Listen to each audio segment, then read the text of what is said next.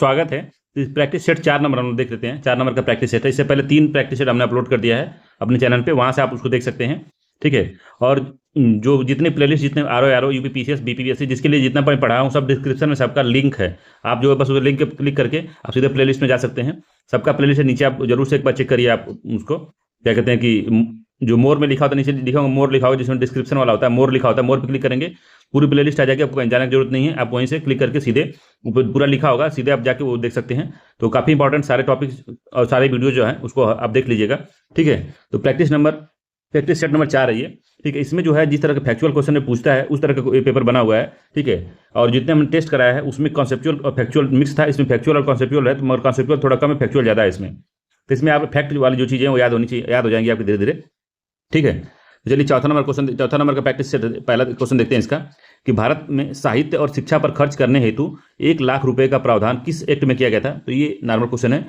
Charter act 1813 में किया गया था। इसका बी आंसर सही है। ठीक है। सबसे पहले जो भारत में पढ़ाई और शिक्षा के बारे में जो पहली बार जो कहीं भी जिक्र हुआ है कहीं कि पढ़ाना चाहिए इनको या इस तरह से कोई चीज़ करना चाहिए, तो 1813 का चार्टर एक्ट था, जिसमें सर्वप्रथम शिक्षा के विकास, साहित्य के पुनरुद्धार के लिए 1 लाख रुपया खर्च करने का प्रावधान किया गया था। इसी एक्ट द्वारा भारत में ईस्ट इंडिया कंपनी के व्यापारिक एकाधिकार को समाप्त कर दिया गया, सिवाय चाय और चीन के साथ व्यापार उसका बना रहा, बाकी सब खत्म कर दिया गया। ठीक है।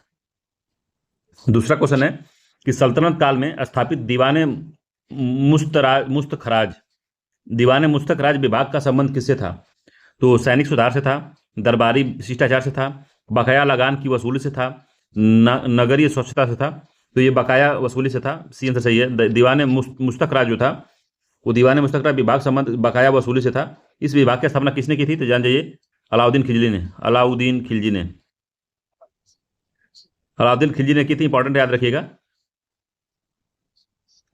अगला है सल्तनत काल में स्थापित, तो मैंने हमको देख लिया इसको कौन था। तो बकाया लगान की वसूली के लिए दीवाने मुस्तखराज अलाउद्दीन खिलजी। तीसरा है किसी विदेशी आक्रमणकारी का मूल नाम तेमुचिन था। तो ये भी आर में पूछा था एक बार। तो किस जो विदेशी आक्रमणकारी था जिसका नाम तेमुचिन था। तो ये आर क्वेश्चन है। तो चंगेज खां, तैमूर लंग, अहमद शाह अब्दाली या नादिर शाह, किसका नाम था ये। तो ये चंगेज खां का नाम था, ये आंसर सही है। इसका काफ़ी इंपॉर्टेंट क्वेश्चन है, इसको एक बार पूछा था आर में। तो मंगोल आक्रमणकारी चंगेज खां के बचपन का नाम तेमुचिन था। चंगेज खां ने 1221 ईस्वी में ख्वारिज्म के शाह जलालुद्दीन मकबरनी का पीछा करते हुए सिंध तक आ गया था, सिंध नदी तक आ गया था, तट पे पहुंच गया था उसके। लेकिन इल्तुतमिश की सूझबूझ के कारण वो भारत में आक्रमण किए बिना ही वापस लौट गया था। ठीक है। तो उस समय पूछता है कि जब मंगोल आक्रमण के समय कौन राजा था या कौन सुल्तान था, तो इल्तुतमिश था, याद रखिएगा इसको। अगला है किस शासक का यह कथन है कि काबुल की गरीबी अब फिर हमारे लिए नहीं। किस शासक ने यह कथन कहा था काबुल की गरीबी जो है अब फिर हमारे लिए नहीं है। वो किसने कहा था, हुमायूं, बाबर, नादिर शाह, अलाउद्दीन खिलजी। तो किसने कहा था ये बात, तो ये बाबर ने कहा था। बी आंसर इसका सही है, बाबर ने कहा था ये। तो मुगल साम्राज्य की स्थापना बाबर ने 1526 में पानीपत के प्रथम युद्ध में इब्राहिम लोदी को पराजित करके किया। इस विजय के पश्चात बाबर ने काबुल की गरीबी अब फिर हमारे लिए नहीं है कहा था, जीतने के बाद में। अगला कि भारत में जो चंद्रयान-3 मिशन के संबंध में निम्न कथनों पर विचार करना है। तो चंद्रयान-3 की लैंडिंग बिंदु का नाम शिव शक्ति पॉइंट होगा। तो शिव शक्ति पॉइंट हो गया, बात सही है। दूसरा प्रवेश स्थल पर भारत का संप्रभु अधिकार होगा। तो किसी का संप्रभु अधिकार स्पेस में नहीं है, ये दूसरा वाला गलत हो गया। तो केवल एक ही सही है।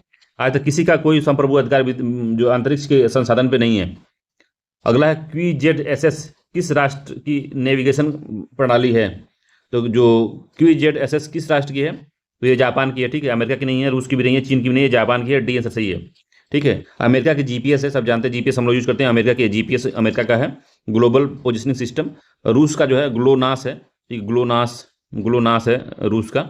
ठीक है। चीन का बिंदु है BEIDOU। अब जो पढ़ना है पढ़ लीजिए, बेंदु चीन का है। जापान का ये है। भारत का क्या है, नाविक है, भारत का नाविक है। ठीक है, भारत का नाविक है। और यूरोप का क्या है, तो गैलीलियो है। ठीक है। तो ये है पूरा।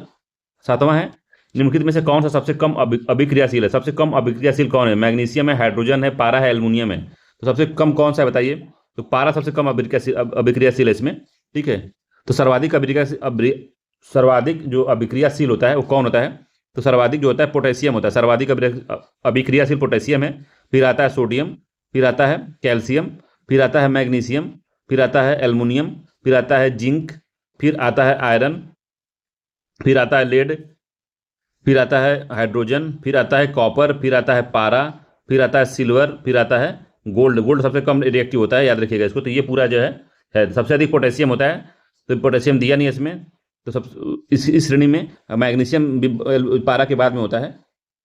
तो सबसे कम पूछा है, सबसे कम अभिक्रियाशील जो है पारा है, मतलब पारा के पहले ही आ जाता है कौन सा, मैग्नीशियम। एल्युमिनियम भी पहले आ जाता है, तो बी आंसर इसका सही है, पारा है इसका।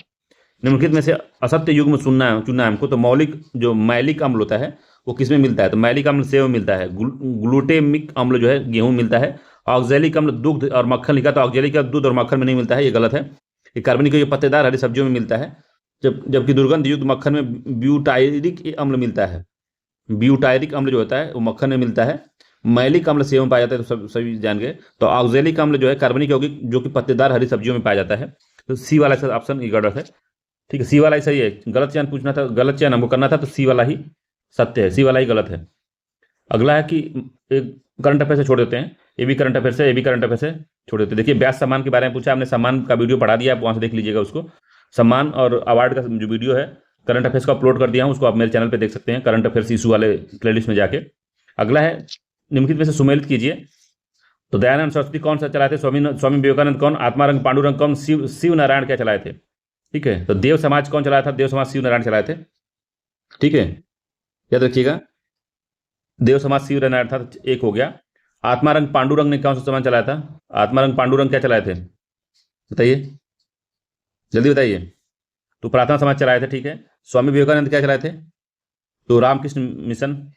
और दयानंद सरस्वती आर्य समाज चलाए थे। दो हो गया, तो 2 3 4 1 इसका सही है। तो इसको मैंने जो हिस्ट्री का क्रैश कोर्स है उसमें बढ़िया से बताया है, उसको जाकर देख सकते हैं, सब कुछ कवर किया गया। शिव नारायण अग्निहोत्री को भी कवर किया गया है, सबको कवर किया गया है उसमें। तो 2 3 4 1 सही है इसका, 2 3 4 1 सी वाला जो आंसर है यही सही है।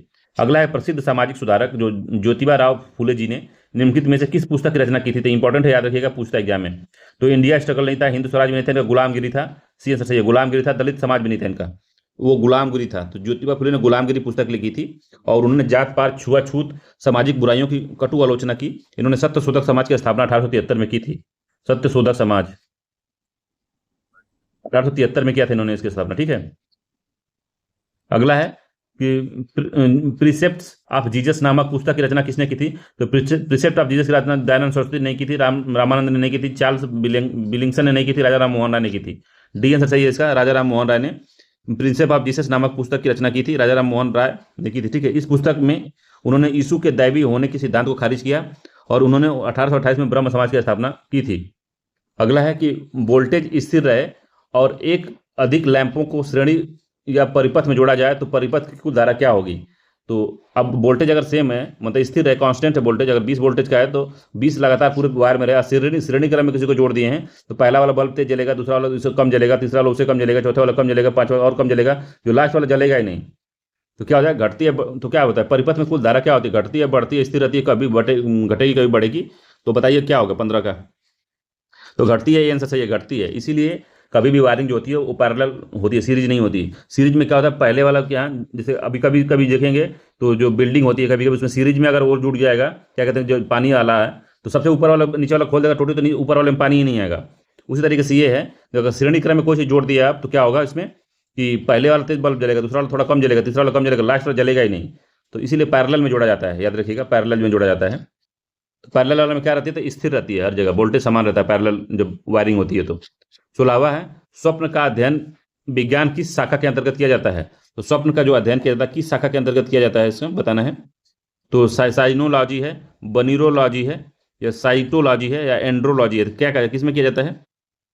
तो बी है इसका कि बनीरोलॉजी है, बी आंसर से बनीरोलॉजी में किया जाता है, इंपॉर्टेंट है, याद रखिएगा। ठीक है, अगला है कि आत्महत्या की थैली किस कोशिकांग को कहते हैं? किस कोशिका का कौन सा अंग है जिसको आत्महत्या की थैली कहते हैं? तो लाइसोसोम है, केंद्रक है, माइटोकॉन्ड्रिया, राइबोसोम है। तो किसको कहते हैं? तो लाइसोसोम को कहते हैं, ये आंसर सही है। तो लाइसोसोम में हाइड्रोलिटिक एंजाइम पाया जाता है, जो एक तीव्र अम्ल जिसका पीएच 4 से 5 होता है, जिसमें कार्बोहाइड्रेट, प्रोटीन और लिपिड और न्यूक्लिक अम्ल पाचन होता है, इसलिए लाइसोसोम को आत्महत्या की थैली कहा जाता है। जो राइबोसोम होता है इसे कोशिका का प्रोटीन कारखाना कहा जाता है, माइटोकॉन्ड्रिया को पावर हाउस कहा जाता है। अगला है कि कोशिका का ऊतक कौन सा ऊतक त्वचा के नीचे और आंतरिक अंगों के बीच पाया जाता है? तो कौन सा ऊतक होता है वो? तो संयाजी ऊतक नहीं होता, तंत्रिका ऊतक नहीं होता, ये वसा ऊतक होता है। सी आंसर इसका सही है, वसा ऊतक होता है वो। 18वें का सी आंसर सही है। तो ऊतकों और कोशिकाओं के ऐसे समूह होते हैं जिनकी संरचना व कार्य समान होते हैं। इस प्रकार जो कोशिकाओं के सुसंगठित पिंडों एवं स्तरों को ऊतक कहते हैं। वसा ऊतक जो है त्वचा के नीचे एवं आंतरिक अंगों के मध्य पाया जाता है, और यह एक ढीला संयोजी ऊतक होता है और आंतरिक अंगों के मध्य पाया जाता है। यह जो शरीर को इंसुलेशन प्रदान करता है और प्रत्येक अंगों की सुरक्षा के लिए वसा को संग्रहित करता है। ठीक है, अगला 19 नंबर का, कौन सी ग्रंथि अंतःस्रावी नहीं है? तो कौन सा है अंतःस्रावी नहीं है? तो इसको भी मैंने बायोलॉजी वाला अपने क्रैश कोर्स में बताया है, अंतःस्रावी कौन सा नहीं है इसमें, तो आपको वही बताना है। तो थायराइड ग्रंथि जो है अंतःस्रावी ग्रंथि है, पीयूष अंतःस्रावी है, अधिवृक्क अंतःस्रावी, यकृत जो है अंतःस्रावी ग्रंथि नहीं है। बी आंसर इसका सही है। तो अंतःस्रावी तंत्र के अध्ययन को क्या कहते हैं? तो एंड्रोक्राइलॉजी कहते हैं। अंतःस्रावी ग्रंथियां उन ग्रंथियों को कहा जाता है जो अपने हार्मोन को सीधे रक्त में छोड़ती हैं, उनको अंतःस्रावी कहते हैं। यकृत एवं पाचन ग्रंथि, यकृत एक पाचन ग्रंथि है, यह शरीर में सबसे बड़ी ग्रंथि है। और थायराइड ग्रंथि, पीयूष ग्रंथि एवं जो अधिवृक्क ग्रंथि होती है, अंतःस्रावी ग्रंथियां होती हैं। ठीक है, याद रखिएगा अंतःस्रावी ग्रंथियां ये सब। अगला है कि निम्नलिखित में से कौन सा संवहनी तंत्र के बारे में सत्य नहीं है? तो संवहनी तंत्र के बारे में क्या सत्य नहीं है? तो आरबीसी जो है रेड ब्लड सेल का जीवन काल 120 दिन होता है, तो ये बात सत्य है। पहला सत्य है 120 दिन होता है। डब्ल्यूबीसी का जो जीवन काल होता है 20 दिन के आसपास होता है, तो ये भी बात सत्य है। दूसरा भी सत्य है इसमें, डब्ल्यूबीसी और आरबीसी से मिलकर बना हुआ संयोजी ऊतक है, तो ये गलत है। ठीक है, तो रक्त जो एक प्रकार का तरल संयोजी ऊतक होता है। रक्त के 4 मुख्य अवयव होते हैं, जैसे डब्ल्यूबीसी, आरबीसी, प्लेटलेट्स, प्लाज्मा होता है। रक्त शरीर में गैसों, भोजन, हार्मोन तथा उत्सर्जीय पदार्थों के एक भाग से दूसरे भाग में इसको संवहनी करता है। ठीक है, तो रक्त डब्ल्यूबीसी व आरबीसी से मिलकर बना संयोजी ऊतक नहीं है, 4 भाग से बना है, जिसमें प्लेटलेट्स और प्लाज्मा भी होता है। ठीक है, इसीलिए गलत है ये वाला। बाकी रक्त में तंतुबंध नहीं होते, तो रक्त में तंतुबंध नहीं होते, ये भी बात सही है, फाइबर से नहीं जुड़ा होता है। अगला है कि हाइपोथैलेमस ग्रंथि कहाँ पाई जाती है? जो हाइपोथैलेमस ग्रंथि है वो पाई कहाँ जाती है, पूछ रहा है।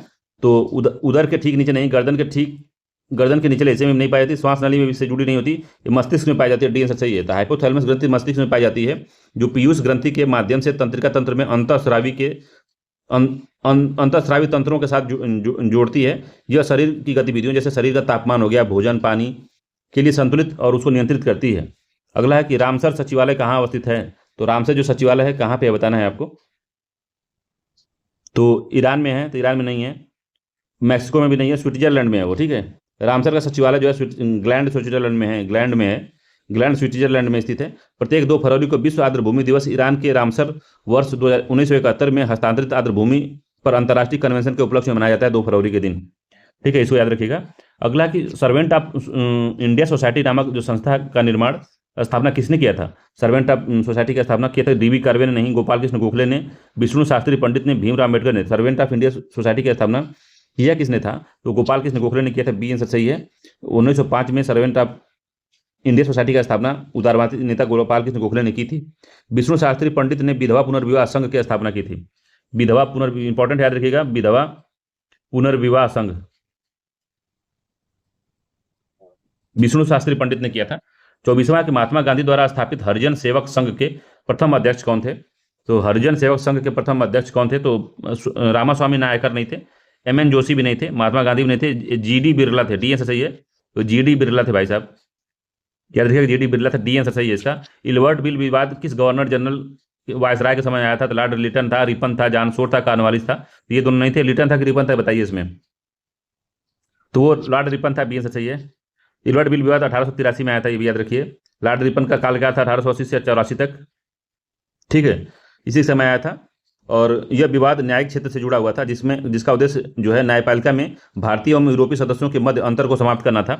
ठीक है, तो इलवर्ट बिल में ये बात रखी गई थी कि जो भारतीय जो जज हैं वो भी विदेशियों के जो गोरे लोग हैं उनका भी केस की सुनवाई कर सकते हैं, मगर गोरे थे अपने आप को उच्च मानते थे कि हम सबसे ऊंचा हैं, काले लोगों से ऊंचे स्तर पर हैं, तो इसलिए काले जो हमारा डिसीजन काले नहीं दे सकते, हमारे ऊपर फैसला काले नहीं कर सकते। इसी वजह से इन्होंने विरोध कर दिया इलवर्ट बिल का, और इलवर्ट बिल को वापस लेना पड़ा। ठीक है, अगला है ग्रीन हाउस इफेक्ट के विषय में गलत कथन कौन सा है इसमें? तो पहला है कि ग्रीन हाउस गैसों द्वारा इंफ्रारेड विकिरण अवशोषित कर लेने के कारण जो है वायुमंडल का तापमान बढ़ता है। तो इंफ्रारेड जो किरण होती है उसको अवशोषित कर लेते हैं, ये बात सत्य है। इंफ्रारेड अवशोषित करते हैं, याद रखिएगा, इंफ्रारेड को ही अवशोषित करते हैं लोग। तो जब पृथ्वी से जब रेडिएशन होता है तो उसमें के जो लॉन्ग रेडिएशन होता है, तो इसमें जो इंफ्रारेड किरण होती है उसको क्या होते हैं, जो CO2 हो गए, मीथेन हो गया, O3 हो गया, SO2 हो गया, NO2 हो गया, ये लोग क्या करते हैं, इसको अवशोषित कर लेते हैं। जब ये अवशोषित कर लेते हैं तो दिक्कत ये होती है कि पृथ्वी जो है गर्म होने लगती है। तो पहला सत्य है। दूसरा कि जोसेफ फोरियर ने 1824 में ग्रीन हाउस गैसों का संकल्पना प्रस्तुत की थी। तो फोरियर ने ही दी थी, ये बात सत्य है, फोरियर ने ही दी थी। 20 सही है, तो इंपॉर्टेंट पॉइंट है ये, यूपीएससी के लिए भी इंपॉर्टेंट है। जो जोसेफ फोरियर ने 1824 में ग्रीन हाउस गैस की संकल्पना प्रस्तुत की थी, ये बात बिल्कुल सत्य है, याद रखिएगा। तीसरा है कि ग्रीन हाउस गैस प्रभाव में सर्वाधिक योगदान देने वाली गैस CO2 है। तो सर्वाधिक योगदान जो है CO2 नहीं, सर्वाधिक योगदान जलवाष्प है, जलवाष्प जलवाष्प है, याद रखिएगा, इंपॉर्टेंट है। ये 30 से लगभग 36 से लगभग 70% जलवाष्प काम करते हैं। CO2 तो 9 से 26% है, 9 से 26% के आसपास CO2 है, बाकी जलवाष्प बहुत ज़्यादा है इसमें। अगला कि आर्गन गैस ग्रीन हाउस प्रभाव के लिए उत्तरदायी नहीं है, तो बात सही है, आर्गन गैस जो है इसके लिए उत्तरदायी नहीं है। तो इसका कौन सा आंसर सही हो गया बताइए, इसका आंसर कौन सा सही हुआ है? तो इसका आंसर जो है सी वाला, सर्वाधिक योगदान CO2 का नहीं है, किसका है? तो जलवाष्प का है। तो कथन गलत चुना था, तो गलत कथन सी वाला ही है, तो सी आंसर हो गया इसका। अगला है, कह रहा है कि निम्नलिखित अभिसमयों का उनके वर्ष से मिलान कराना है। तो Cartagena protocol, Kyoto protocol, Stockholm convention और UNREDD, तो कौन कब आया था, इसको हमको मिलान कराना है, तो बताना है कौन कब आया था। ठीक है, तो कार्टेजेना प्रोटोकॉल 2000 में आया था, इसको बात याद रखिएगा, 2 हो गया इसका। क्योटो प्रोटोकॉल जो आया था वो 1997 में क्योटो प्रोटोकॉल आ गया था, 3 हो गया। स्टॉकहोम कन्वेंशन जो था तो 2001 में आया था, 1 हो गया।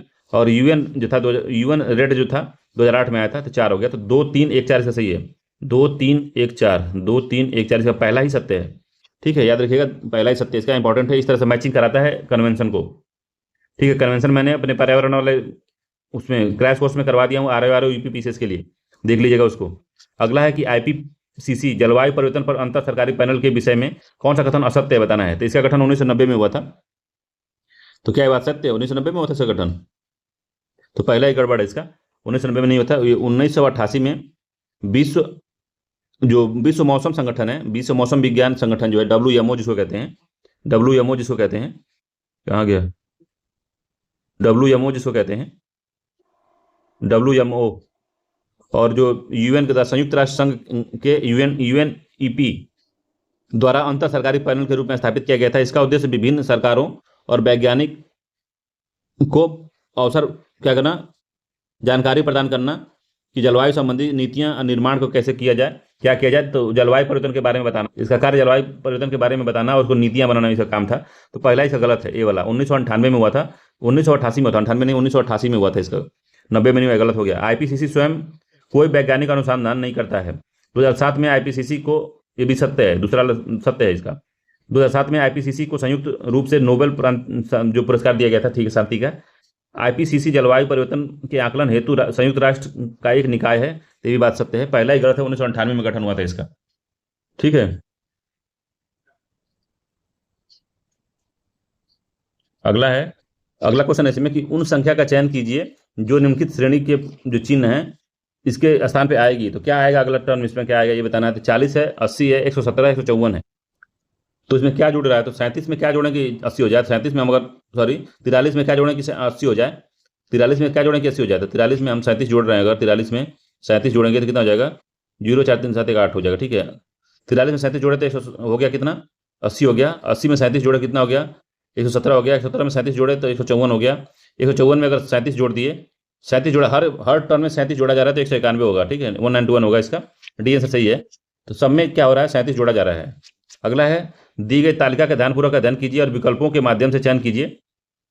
ठीक है, 3 है, 2 है, 1 है, 3 है, 2 है, 1 है, 96 है, 14 है, कितना क्या होगा इसमें। तो इसको कैसे सॉल्व करेंगे भाई साहब। तो 96 है, 44 है, क्या होगा यहाँ पे। तो 3 + 3 करेंगे तो कितना हो जाएगा, 6 हो जाएगा। 3 × 3 करेंगे तो 9 हो जाएगा। अच्छा, तो इसी को किया है, 3 × 3 किया है तो 9 हो गया, 3 + 3 किया है तो 6 हो गया है। 2 × 2 किया है तो 4 हो गया है, 2 + 2 किया है तो 4 हो गया है। तो 1 × 1 करेंगे तो 1 हो जाएगा, फिर 1 + 1 करेंगे तो 2 हो जाएगा, तो 12 आएगा इसका, डी आंसर सही है, 12 आ जाएगा। ठीक है, उत्तर 12। अगला है, अगला इसमें कि पुष्पा ने अपनी सहेलियों सुजाता और राधा का परिचय देते हुए कहा कि राधा की नानी का इकलौता दामाद सुजाता का पिता है। तो राधा की नानी का इकलौता दामाद जो है सुजाता का पिता है। राधा की नानी का इकलौता दामाद जो सुजाता का पिता है। तो नीचे दिए गए विकल्प में चयन करना, सुजाता राधा से क्या संबंध है? तो बहन का संबंध है, सी आंसर सही है, बहन का संबंध है। ठीक है, कुछ बताना नहीं है, सीधे अगर ध्यान से पढ़ेंगे तो पता चल जाएगा कि बहन का ही संबंध है। इकलौता दामाद है तो उसके पिता ही हो जाएंगे। अगला, जलवायु परिवर्तन पर राष्ट्रीय कार्य योजना के कुल 8 लक्ष्यों और मिशन का निर्धारण किया गया है। निम्नलिखित में से इनमें से कौन सा एक नहीं है उसमें? तो जलवायु कार्यक्रम में 8 लक्ष्य 30 जून को, पहले समझ लीजिए, पहले बता देता हूँ, 30 जून 2008 को जलवायु परिवर्तन पर राष्ट्रीय कार्य योजना तैयार लागू की गई, जिसमें 8 मिशन शामिल किए गए थे, 8 मिशन। तो उसी मिशन में से पूछ रहा है इसमें से कौन सा एक मिशन है जो नहीं है इसमें।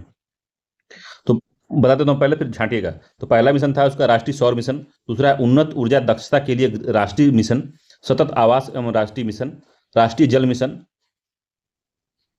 सुस्थिर हिमालय परितंत्र हेतु राष्ट्रीय मिशन, हरित भारत हेतु राष्ट्रीय मिशन, सतत कृषि हेतु राष्ट्रीय मिशन और जलवायु परिवर्तन हेतु रणनीतिक ज्ञान पर राष्ट्रीय मिशन।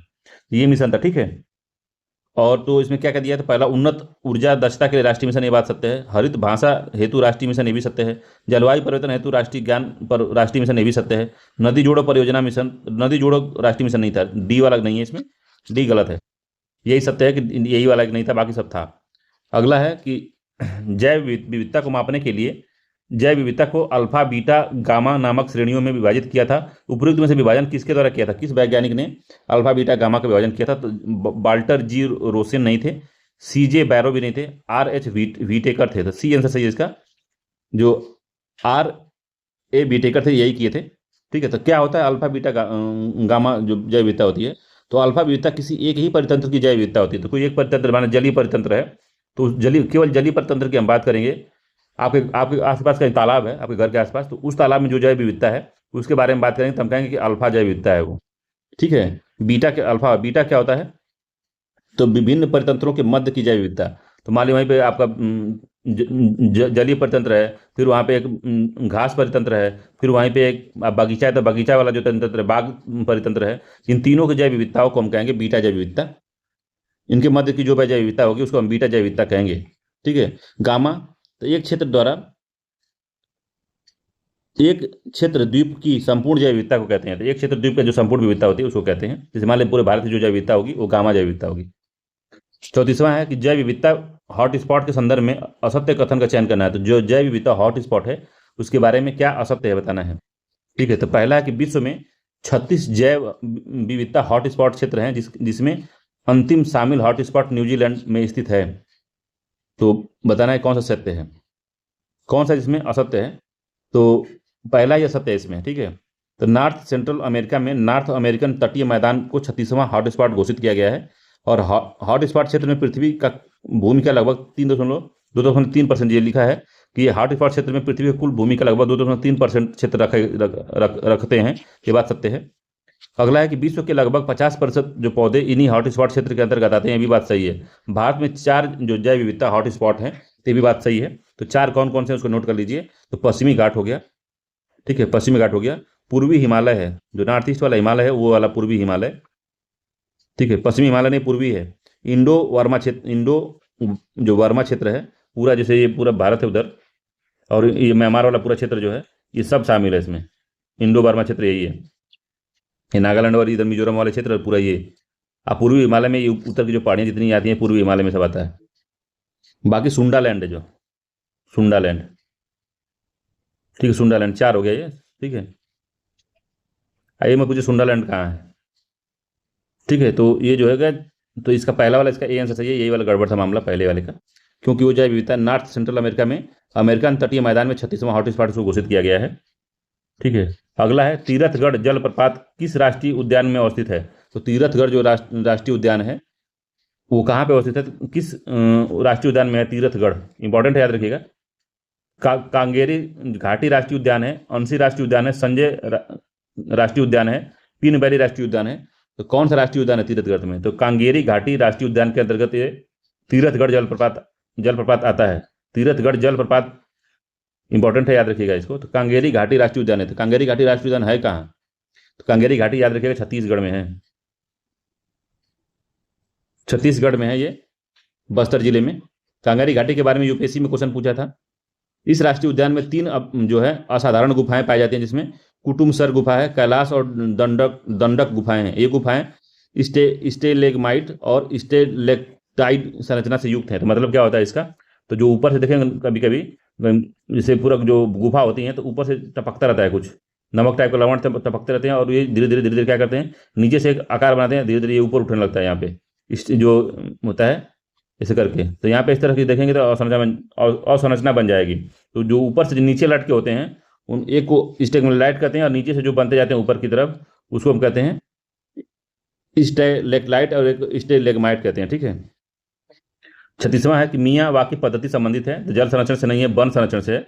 ठीक है, बी आंसर से वन संरक्षण से, बाकी मृदा भी नहीं है और कृषि पद्धति भी नहीं है। ये वन पद्धति है। शहरी क्षेत्र में वन को कैसे लगाएं, तो मियावाकी पद्धति है। छोटे भूखंडों पे सूक्ष्म वन लगाकर शहरी वनारोपण की एक तकनीक है, और इसके जो जनक है जापानी वनस्पति शास्त्री अकीरा मियावाकी हैं, जो 1980 के दशक में इसको बनाया था।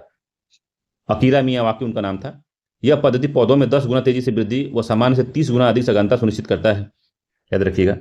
अगला है कि भारत में विश्व स्तर पर मान्यता प्राप्त अंतर्राष्ट्रीय eco label blue flag certification मिला है। तो कितने को मिल गया है ब्लू फ्लैग सर्टिफिकेशन? तो 2023 तक जो है था वो 12 लोगों को मिल गया था। ठीक है, 12 ऐसे बीच थे जिनको ब्लू फ्लैग सर्टिफिकेशन मिल गया था। किसको मिलता था? तो ब्लू लेबल किसको मिलता है? अंतर्राष्ट्रीय इको लेबल।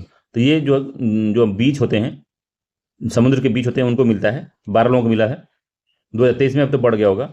और तीसरा है पश्चिमी चक्रवाती विक्षोभ के संदर्भ में असत्य कथन बताना है। पहला कि सर्दियों के महीने में उत्पन्न होने वाला पश्चिमी चक्रवाती विक्षोभ भूमध्य सागर क्षेत्र से आने वाला पश्चिमी प्रवाह के कारण होता है।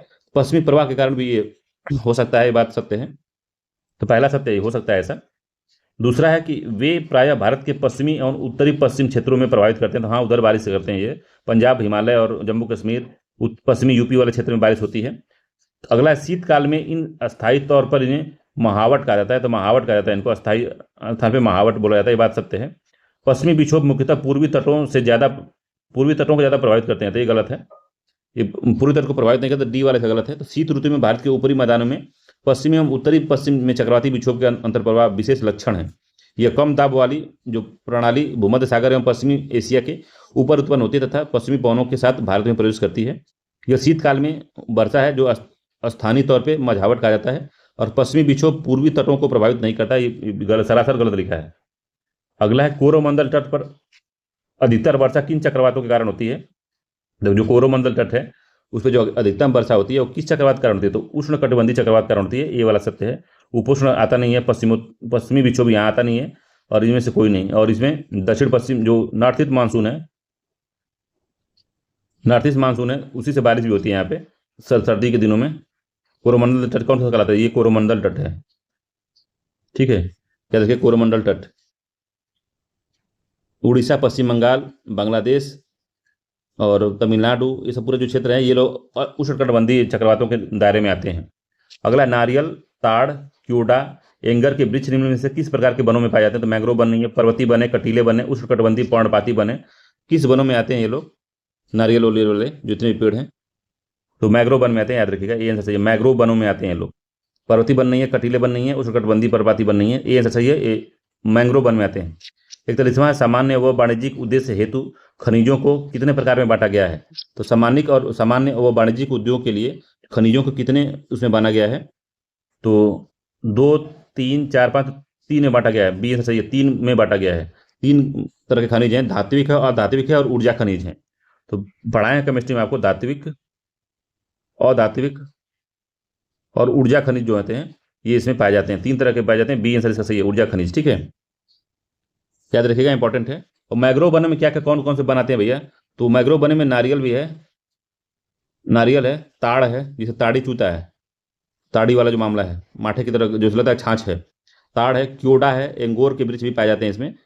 ठीक है, गंगा ब्रह्मपुत्र डेल्टा में सुंदरी वृक्ष पाया जाता है जिसे मजबूत लकड़ी प्राप्त होती है। तो सुंदरी वृक्ष याद रखिएगा, उसी को सुंदर वन भी कहते हैं। 3 तरह के धात्विक 41वां में जो वाणिज्यिक उद्देश्य के खनिज कितने प्रकार में बांटा गया है? तो 3 प्रकार, वो कौन कौन है बता दिया आपको, धात्विक है, अधात्विक है और ऊर्जा वाले हैं।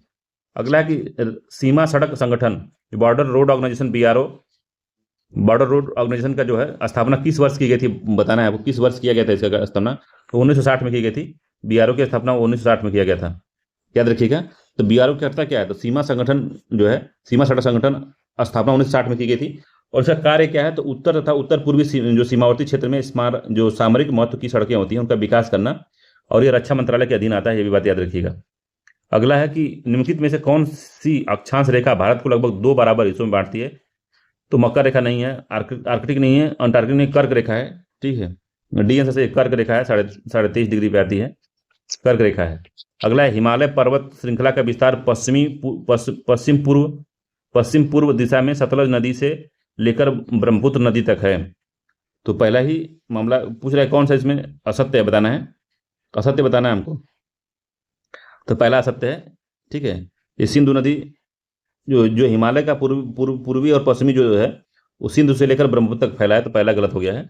दूसरा है कि हिमालय पर्वत श्रृंखला की चौड़ाई पूर्व से पश्चिम से पूर्व की ओर घटती है, तो चौड़ाई जो है पश्चिम से पूर्व घटती है, ये बात सत्य है। इधर से तीन आपको पूरी श्रेणी दिखती है, आगे जाके एक पतली श्रेणी में बदल गई है सब ऐसे, तो बात सही है। दूसरा बात तो ठीक है, दूसरा वाला सही है, ठीक है। तीसरा, हिमालय पर्वत श्रृंखला में पश्चिमी भाग की ऊंचाई पूर्वी भाग की अपेक्षा अधिक विविधता पाई जाती है। तो जो हिमालय की जो पर्वत श्रेणी में पश्चिमी भाग की अपेक्षा जो है पूर्वी भाग में की ऊंचाई में अधिक विविधता पाई जाती है।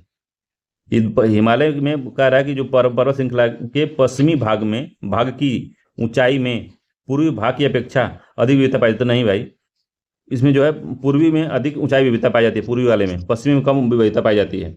तो याद रखिएगा, इंपॉर्टेंट है ये।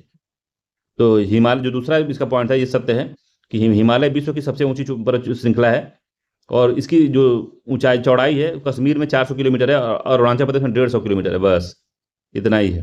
हिमालय पर्वत श्रृंखला में पश्चिम भाग की अपेक्षा पूर्वी भागों की ऊंचाई में अधिक विविधता पाई जाती है, इसलिए पहला और तीसरा इससे गलत है, ठीक है। तो गलत कथन पूछा, असत्य पूछा, तो 1-3 से गलत है, सी वाला जो इसका आंसर है वो सत्य है। अगला, सिंधु नदी जल समझौता कब हुआ था? तो सिंधु नदी जल समझौता कब हुआ था बताना इंपॉर्टेंट है, कई बार एग्जाम में आ चुका है, बहुत न्यूज में रहता भी है, तो बताइए कब हुआ था।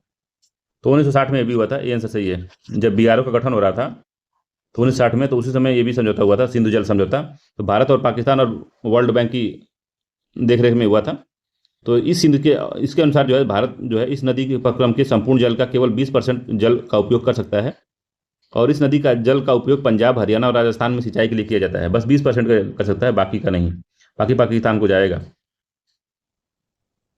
अगला है 46 नंबर क्वेश्चन, कह रहा है कि अंतः उष्णकटिबंधीय अभिसरण क्षेत्र, जिसको ITCZ कहते हैं, ITCZ के बारे में मैंने क्रैश कोर्स में इंडियन ज्योग्राफी में बढ़िया से बताया है, उसको देख सकते हैं चाहें तो अंतः उष्णकटिबंधीय अभिसरण क्षेत्र के संबंध में नीचे दिए गए कथन के बारे में बताना है। तो पहला है कि ये विषुवतीय अक्षांशों के विस्तृत गर्त एवं निम्न दाब का क्षेत्र होता है।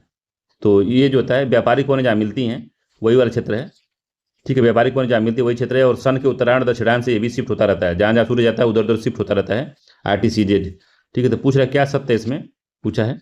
तो पहला कि ये विषुवतीय अक्षांशों में विस्तृत गर्त एवं निम्न दाब का क्षेत्र होता है, पहला सही है।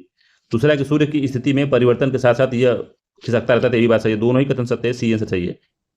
अगला है इसमें कि निम्नलिखित में से कौन सा घटक जनसंख्या वृद्धि के लिए उत्तरदायी नहीं है? तो कौन सा घटक है जो जनसंख्या वृद्धि के लिए उत्तरदायी नहीं है, वो कौन सा घटक है? तो पहला आयु संरचना नहीं, प्रवास है, तो प्रवास है, जन्म दर है, मृत्यु दर है, तो पहला ही नहीं है, आयु संरचना नहीं है, ये आंसर सही है इसका। जनसंख्या वृद्धि के लिए उत्तरदायी नहीं है आयु संरचना, बाकी प्रवास उत्तरदायी है, जन्म दर उत्तरदायी है और मृत्यु दर उत्तरदायी है। अगला कि फ्री हिंदुस्तान नामक जो पत्र के संपादक कौन थे? तो फ्री हिंदुस्तान जो लिखा था सोहन सिंह बागाना नहीं लिखे थे, तारकनाथ दास लिखे थे इसको। 20 से फ्री हिंदुस्तान तारकनाथ दास द्वारा लिखा गया था, ठीक है। तारकनाथ दास वैंकूवर कनाडा में फ्री हिंदुस्तान नामक पत्रिका का शुरुआत किए थे, ठीक है। GD कुमार ने वैंकूवर कनाडा में ही स्वदेश सेवागृह या स्वदेश सेवक गृह जो है की स्थापना की थी, और गुरुमुखी में स्वदेश सेवक नामक पत्र भी प्रकाशित किया था गुरुमुखी लिपि में। तो स्वदेशी सेवक गृह जो थी उसको चलाया था किसने? तो GD कुमार ने चलाया था, ठीक है, जो GD कुमार ये थे, ये चलाए थे। तो तारकनाथ दास थे, फ्री हिंदुस्तान वैंकूवर कनाडा में उन्होंने इसको चालू प्रकाशन किया था इसका। अगला है कि किस क्रांतिकारी ने कहा था कि सांप्रदायिकता भी उतनी ही बड़ी शत्रु है जितना की उपनिवेश है? तो किसने कहा था? 49 नंबर का आंसर इंपॉर्टेंट है, किसने कहा था ये? तो भगत सिंह ने कहा था, सी आंसर सही। सांप्रदायिकता उतनी ही खतरनाक है उतनी ही बड़ी शत्रु है जितना उपनिवेशवाद हमारा शत्रु है। तो 1907 में जन्मे और 1931 में ही खत्म हो गए, एक प्रसिद्ध क्रांतिकारी नेता, इनका कहना था, जो भगत सिंह थे, इनका कहना था सांप्रदायिकता भी उतनी ही बड़ी शत्रु जितना कि उपनिवेशवाद। ठीक है। इन्होंने अपनी वशवाद नीति का जमकर विरोध किया और 8 अप्रैल 1929 को बटुकेश्वर दत्त के साथ मिलकर केंद्रीय असेंबली में बम फेंका, जिसका उद्देश्य सरकार को अपनी बात पहुंचाना था। और 23 मार्च 1931 को लाहौर षड्यंत्र केस के मामले में इनको फांसी दे दी गई। ठीक है। अगला है कि किस आधुनिक उर्दू शायर का किसे आधुनिक उर्दू शायर का जन्मदाता कहा जाता है? तो किसे कहा जाता है कि आधुनिक जो शायर है उसके जन्मदाता है? तो मिर्जा गालिब हैं, बली दक्कनी है, अमीर खुसरो हैं, मीर तकी हैं। कौन है ये? तो बली दक्कनी है, बी है सही है। तो शायर मोहम्मद बली उर्फ बली दक्कनी को आधुनिक उर्दू शायर का जन्मदाता कहा जाता है। बली दक्कनी को मुगल शासक मोहम्मद शाह रंगीला ने दक्षिण भारत में अपने दरबार में बुलाकर सम्मानित किया था। दक्षिण भारत से अपने दरबार में बुलाया था। ठीक है।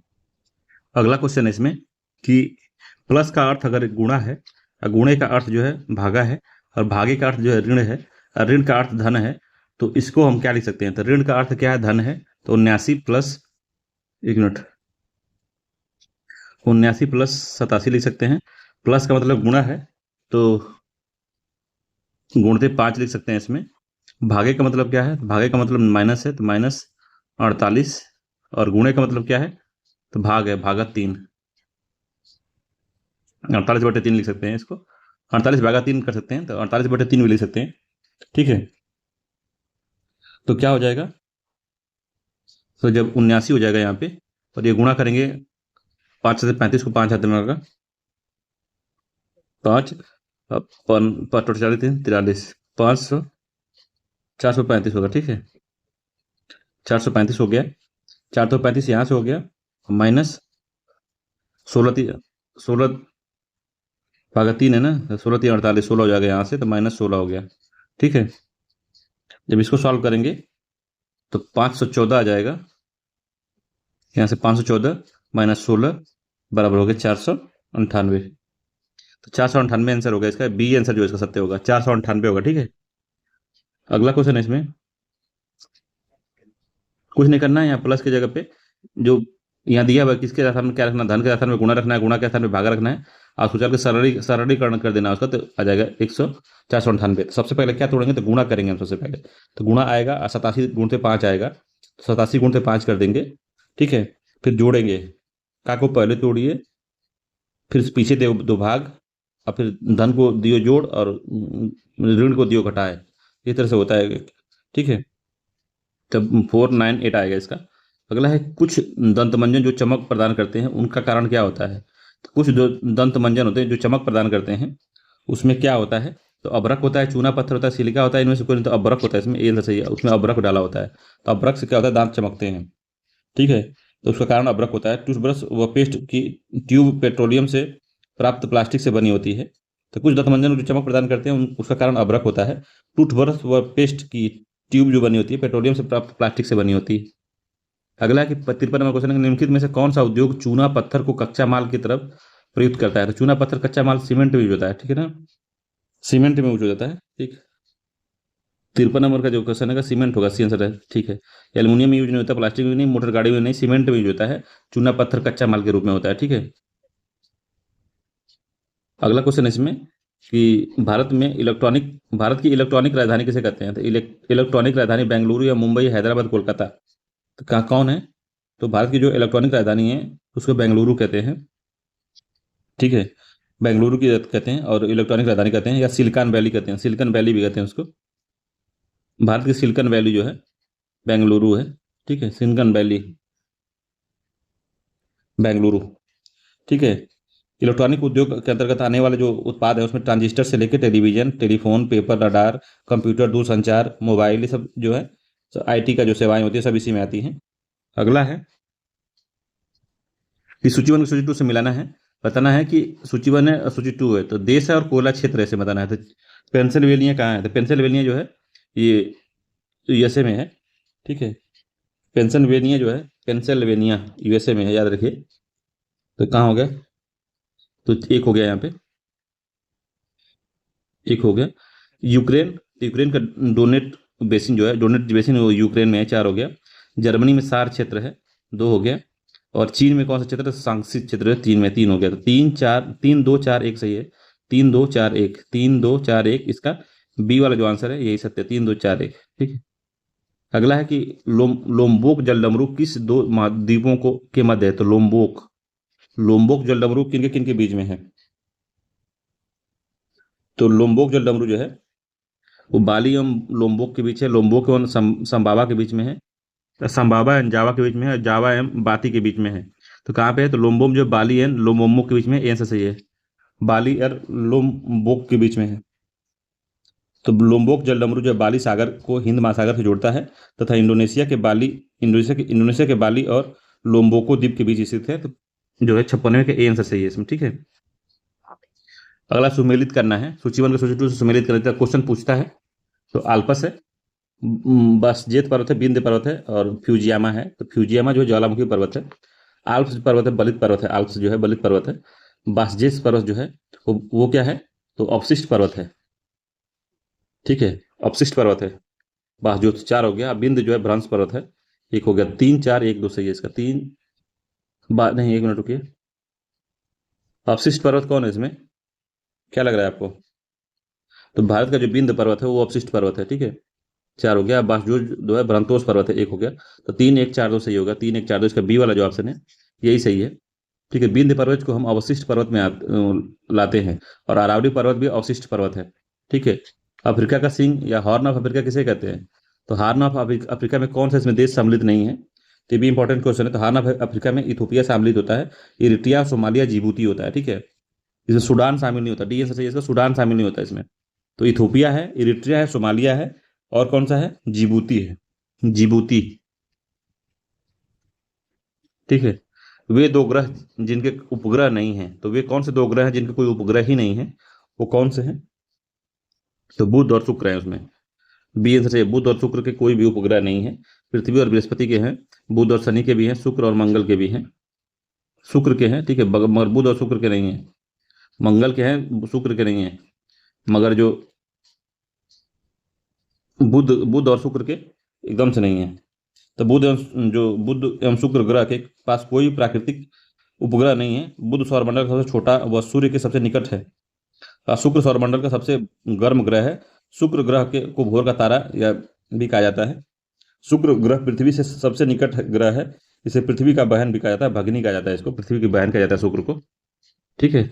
अगला है कि एक ऐसा क्षेत्र जहां वार्षिक वर्षा 200 सेंटीमीटर से अधिक होती है और ढलवादार पहाड़ी स्थल है, जिसकी खेती अभीष्ट आइडिया किसका है होगा? तो ऐसा क्षेत्र जहां वार्षिक वर्षा 200 सेंटीमीटर की है और ढलवादार पहाड़ी स्थल है और किसकी खेती के लिए आइडियल होगा? वो तो चाय की खेती के लिए होगा, ठीक है। 60वें का सी आंसर सही होगा, चाय की खेती के लिए। जहां ढलवा खेती आ गया, ढलान पे जो खेती होती है, ऐसे ढलान पे इसे जो खेती होती है, समझ लो चाय की खेती हो रही है वो। सी आंसर है। सन की खेती जो होती है मैदानी क्षेत्रों में होती है, कपास की काली मिट्टी में होती है, मक्का की होती है शुष्क क्षेत्रों में होती है। समझ रहे हैं? समझते रहिए भाई साहब। जो सन की खेती है, सन मतलब जानते हैं क्या होता है? जूट होता है। तो सन की खेती जो होती है वो मैदानी क्षेत्र में, बाढ़ वाले क्षेत्रों में होती है। कपास, काली मिट्टी, चाय जो है पहाड़ी के ढलावदार, जो पहाड़ी का स्थल का जो ढलुआ खेती होती है, जो इस तरह से खेती बनती है, सीढ़ीनुमा बनती है, उस पर होती है। बाकी जो है कपास की जो खेती होती है, मक्का की जो होती है शुष्क क्षेत्रों में हो जाती है, या अर्ध शुष्क क्षेत्रों में भी हो सकती है, या फिर मैदानी क्षेत्रों में भी हो सकती है। मक्का कहीं भी हो सकता है, मक्का कहीं भी हो सकता है, याद रखिएगा। मक्का कभी भी बोया जा सकता है। मतलब 12 महीने बोए जाने वाली फसल है मक्का। 2 राष्ट्रीय राजमार्ग, कन्याकुमारी श्रीनगर राजमार्ग एवं पोरबंदर से सिलचर जो है राजमार्ग, जो राष्ट्रीय राजमार्ग विकास परियोजनाओं के अंतर्गत निर्मित हो रहे हैं, एक दूसरे को मिलेंगे। तो 2 राष्ट्रीय मार्ग जो कन्याकुमारी और श्रीनगर, एक जो है पोरबंदर सिलचर और राजमार्ग जो है, दोनों कहाँ मिलते हैं? भोपाल में, ग्वालियर में, झांसी में, नागपुर में। तो कहाँ मिलते हैं दोनों? पूरब से उत्तर से दक्षिण वाला और पूर्व से पश्चिम वाला, दोनों मिलते कहाँ हैं? झांसी में, उत्तर प्रदेश से झांसी मिलते हैं। सी आंसर सही है, इंपॉर्टेंट है, एग्जाम में पूछा हुआ क्वेश्चन है ये।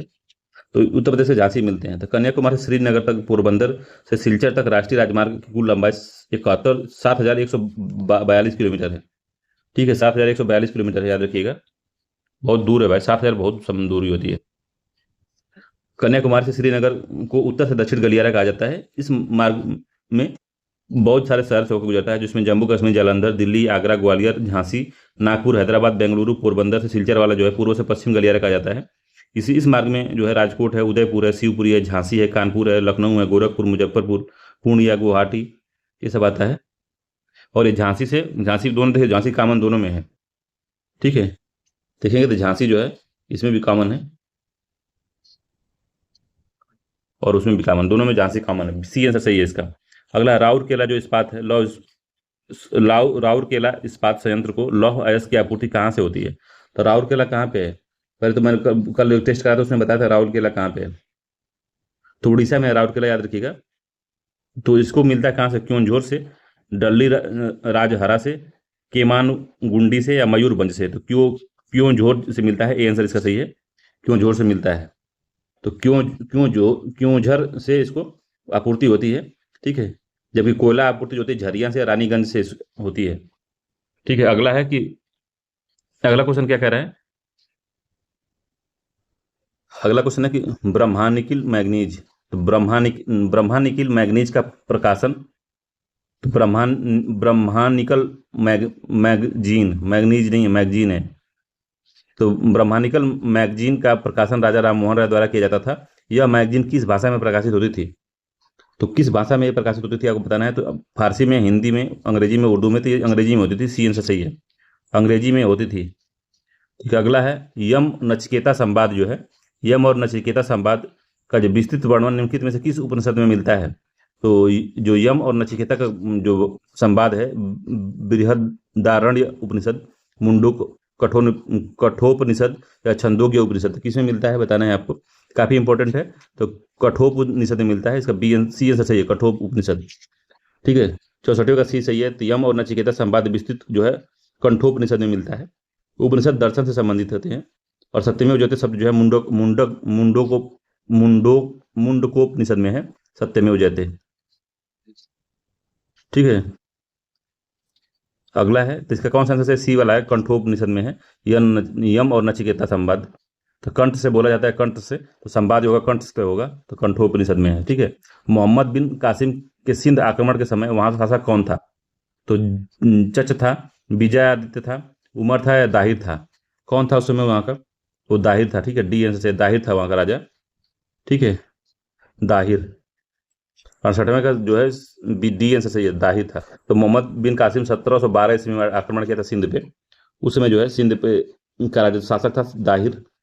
दाहिर सेना चच जो राजवंश से संबंधित थी। तो चच वंश राजवंश था और उसका शासक दाहिर था। अगला है, निम्नलिखित में से कौन सा युग्म सुमेलित नहीं है? तो लिपुलेख कहाँ है? तो लिपुलेख उत्तराखंड में है, तो लिपुलेख उत्तराखंड में है, ठीक है।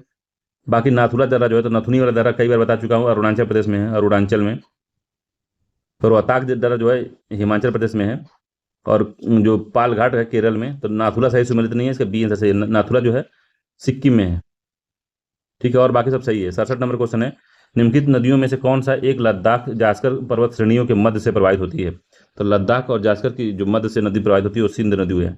चिनाब नहीं है, झेलम भी नहीं है, सतलज भी नहीं है, और सिंध नदी है, बी आंसर सही है, सिंध नदी प्रवाहित होती है। तो सिंध नदी लद्दाख और जास्कर पर्वत के मध्य से होकर प्रवाहित होती है, जो भारतीय महाद्वीप की एक महत्वपूर्ण अपवाह तंत्र है। इसकी कुल लंबाई है 2880 किलोमीटर, और भारत में इसकी लंबाई 1114 किलोमीटर है, ठीक है। भारतीय उपमहाद्वीप में सिंध सबसे पश्चिमी नदी तंत्र है, जिसका उद्गम जो है बोखर चू हिमनद में होता है, जो कैलाश पर्वत श्रेणी के उत्तरी ढाल में स्थित है। सिंध की सहायक नदी में चिनाब है, झेलम है, सतलज, ब्यास, रावी, ये सब चीजें हैं। यह जो है तिब्बत चाइना से होकर भारत पाकिस्तान में प्रवाहित होती है और अरब सागर में गिर जाती है, ठीक है। तो 67 का हो गया सिंधु नदी, बी आंसर सही, इंपॉर्टेंट है, याद रखिएगा। अगला, भारत की निम्नलिखित पर्वत श्रेणियों को उनके अवस्थिति के अनुसार हमको उत्तर से दक्षिण लगाना है। तो उत्तर से दक्षिण जाना है हमको। तो जोड़ा बेटा है, अनाईमुड़ी है, के है, केटू है और नंदा देवी। सबसे ऊपर केटू आएगा, ठीक है। फिर आएगा नंदा देवी, फिर आएगा आपका डोडा बेटा, क्या नाईमुड़ी आएगा बताइए? डोडा बेटा आएगा क्या नाईमुड़ी? तो तमिलनाडु में डोडा बेटा है, ठीक है, डोडा बेटा आएगा, डोडा बेटा। डोडा बेटा किसकी है? नीलगिरी की सर्वोच्च चोटी है। फिर उसके बाद आएगा केरल का अनाईमुड़ी, अनाईमुड़ी, ठीक है। तो कौन सा होगा इसमें? केटू सबसे पहले, नंदा देवी, डोडा बेटा और अनाईमुड़ी। तो पर्वत श्रेणी लगाना है हमको अनुसार उत्तर से दक्षिण लगाना है। तो उत्तर से दक्षिण जो है 2 हो जाएगा, 1 होगा, फिर से 4 होगा, फिर 3 होगा, 2 1 4 3 होगा इसका, 2 1 4 3। इसका बी वाला जो आंसर है यही सही होगा, ठीक है, बी वाला आंसर ठीक होगा, याद रखिएगा। अगला है कि मेकांग डेल्टा कहाँ स्थित है। तो मेकांग जो नदी का डेल्टा बनता है, थाईलैंड है, कंबोडिया है, म्यांमार है, वियतनाम है। तो कंबोडिया में बनता है कि थाईलैंड में बनता है कि म्यांमार में कि वियतनाम में? तो म्यांमार में तो नहीं बनता है, ठीक है। तो कहाँ बनता है? तो ये वियतनाम में बनता है, डीएन से वियतनाम से होके दक्षिण चीन सागर में गिर जाती है नदी, ठीक है। तो मेकांग नदी जो है पूर्व एशिया की एक प्रमुख नदी है, जो विश्व की 12वीं और एशिया की 7वीं सबसे बड़ी नदी है। ये जो तिब्बत से निकलकर चीन, म्यांमार, थाईलैंड, लाओस, कंबोडिया तथा वियतनाम होते हुए दक्षिण चीन सागर में जाती है। वियतनाम दक्षिण सागर से मिलने के पूर्व डेल्टा का निर्माण करती है, जिसे मेकांग डेल्टा कहते हैं। मेकांग डेल्टा को वियतनाम का चावल का कटोरा कहा जाता है। इस क्षेत्र में किसान प्रत्येक वर्ष चावल की 3 फसल उगाते हैं। तो चावल की 3 फसल उगती है कहाँ पे? तो मेकांग डेल्टा में, वियतनाम में है, याद रखिएगा। डीएन से वियतनाम में है। अगला, जवाहर नक्षत्रशाला निम्नलिखित में से कहाँ अवस्थित है? तो प्रयागराज में है। देखिए, हम जब आनंद बन जाएंगे अंदर तो 70 रुपया या 90 रुपये का कि 120 रुपये का टिकट लगता है। जाएंगे अंदर तो कुछ नहीं मिलेगा, बस एक बैठने के लिए मिल जाएगा, वहीं पे तारा वारा घूमने लगेगा, तो फिर वहीं देखेंगे, मूड ऑफ हो जाएगा आपका। मगर अपनी धरोहर देखना चाहिए घूम घूम के एक आध बार पैसा नुकसान करने में हर्ज नहीं है, मगर बार बार नहीं जा सकते आप। और किसी महिला के साथ में तो बार बात अलग है, मगर बार बार नहीं जाना चाहिए आपको, क्योंकि बहुत खास नहीं है उसमें। मगर एक बार जरूर देखना चाहिए कि क्या है। और उनके वहाँ पे जाएंगे अंदर तो उनका जो जो चीज़ का सामान यूज जवाहरलाल नेहरू अगर यूज होते थे, तो वो सब चीज़ें वहाँ पे रखी हुई हैं, ठीक है, सारी चीज़ें। तो महिला पुरुष वाला मामला तो जा सकते हैं, कोई दिक्कत की बात नहीं है। महिलाएं पुरुष के साथ, पुरुष महिलाओं के साथ वो वाला है तो जा सकते हैं। एक बार ही जाइएगा, बार बार नहीं जाइएगा, बहुत नुकसान होता है। अगर कमाते नहीं है तो मत जाइएगा। 71 नंबर क्वेश्चन है, निम्नलिखित कथनों पर विचार करना है। पहला है, लोक नाट्य नौटंकी का आयोजन प्रायः संपूर्ण प्रदेश में होता है। तो उत्तर प्रदेश से संबंधित है, बताना है कौन सा किससे संबंधित है।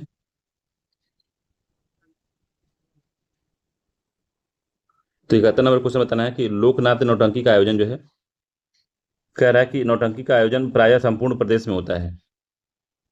सही बात है, हर जगह जो है वो अपने लोकल भाषा में होता है ये नौटंकी। उत्तर प्रदेश कानपुर एवं हाथरस में नौटंकी का प्रमुख शैली की घराने हैं। तो उत्तर प्रदेश में कानपुर और हाथरस जो है नौटंकी के प्रमुख शैली घराने हैं। उत्तर प्रदेश में कौन सा कथन जो है उपयुक्त में से कौन सा कथन सही है, और नीचे दिए गए कूट के बताना है क्या सही है। तो दोनों ही सत्य हैं, सी आंसर सही है इसका। दोनों ही कथन इसमें जो है सत्य हैं। तो 71वें का सी आंसर सही है, तो याद रखिएगा। तो लोक नाट्य की यह विद्या जो है संकट ग्रस्त है इस समय। जनता जो है मोबाइल में बिजी हो गई, सारे बच्चे मोबाइल में बिजी हो गए, कोई नहीं देखना चाहता ये नौटंकी और जो पुरानी परंपरा के जो नृत्य थे, सारा मोबाइल ने बर्बाद कर दिया है। जो बच्चे को देखो मोबाइल लेके गोल गोल बना के पबजी खेल रहे हैं, फ्री फायर कर रहे हैं, एक दूसरे को गाली दे रहे हैं उसी में। मगर कोई भी अब उस तरह से बैठता नहीं है कि बड़ों के साथ बैठे, थोड़ा उनसे जो पुरानी परंपरा है उसको सीखे। कोई मामला नहीं है। अब तो पैदा होते ही बच्चे मोबाइल स्क्रॉल करने लग रहे हैं, बड़ी समस्या फैल गई है। मगर लोक लोक लोकनाट्य नौटंकी का आयोजन जो है स्थानीय भाषा और परंपराओं के अनुसार जो है प्रायः संपूर्ण प्रदेश में होता है। लोकनाट्य की यह विधा जो है संकटग्रस्त हो गई है। इसके वजूद को कायम रखने के लिए नौटंकी कला केंद्र की स्थापना की गई, जो प्रदेश के कानपुर एवं हाथरस नौटंकी की प्रमुख शैली के घराने हैं। और हाथरसी शैली में भक्ति व वीर रस की प्रधानता होती है, जबकि कानपुरी शैली में मनोरंजन प्रधान होता है, ठीक है। तो ये पूरा बात है। अगला है, सूची 1 को सूची 2 से मिलाना है। भारतेंदु हरिश्चंद्र, आचार्य राम प्रसाद शुक्ल, पंडित महावीर प्रसाद द्विवेदी और मैथिली शरण गुप्त जो है कौन कहाँ से संबंधित है, यही बताना है। तो भारतेंदु हरिश्चंद्र जो थे अपने वाराणसी से थे। वाराणसी 3 हो गया। जो है भारतेंदु हरिश्चंद्र कहाँ के थे? तो भारतेंदु हरिश्चंद्र जो है वाराणसी के थे। राम प्रसाद में लगा दिया हूँ, तो वाराणसी से थे हरिश्चंद्र, 3 हो गया। फिर आचार्य रामचंद्र शुक्ल जो है बस्ती से थे, ये जिला बस्ती बा, बी का पहला हो गया।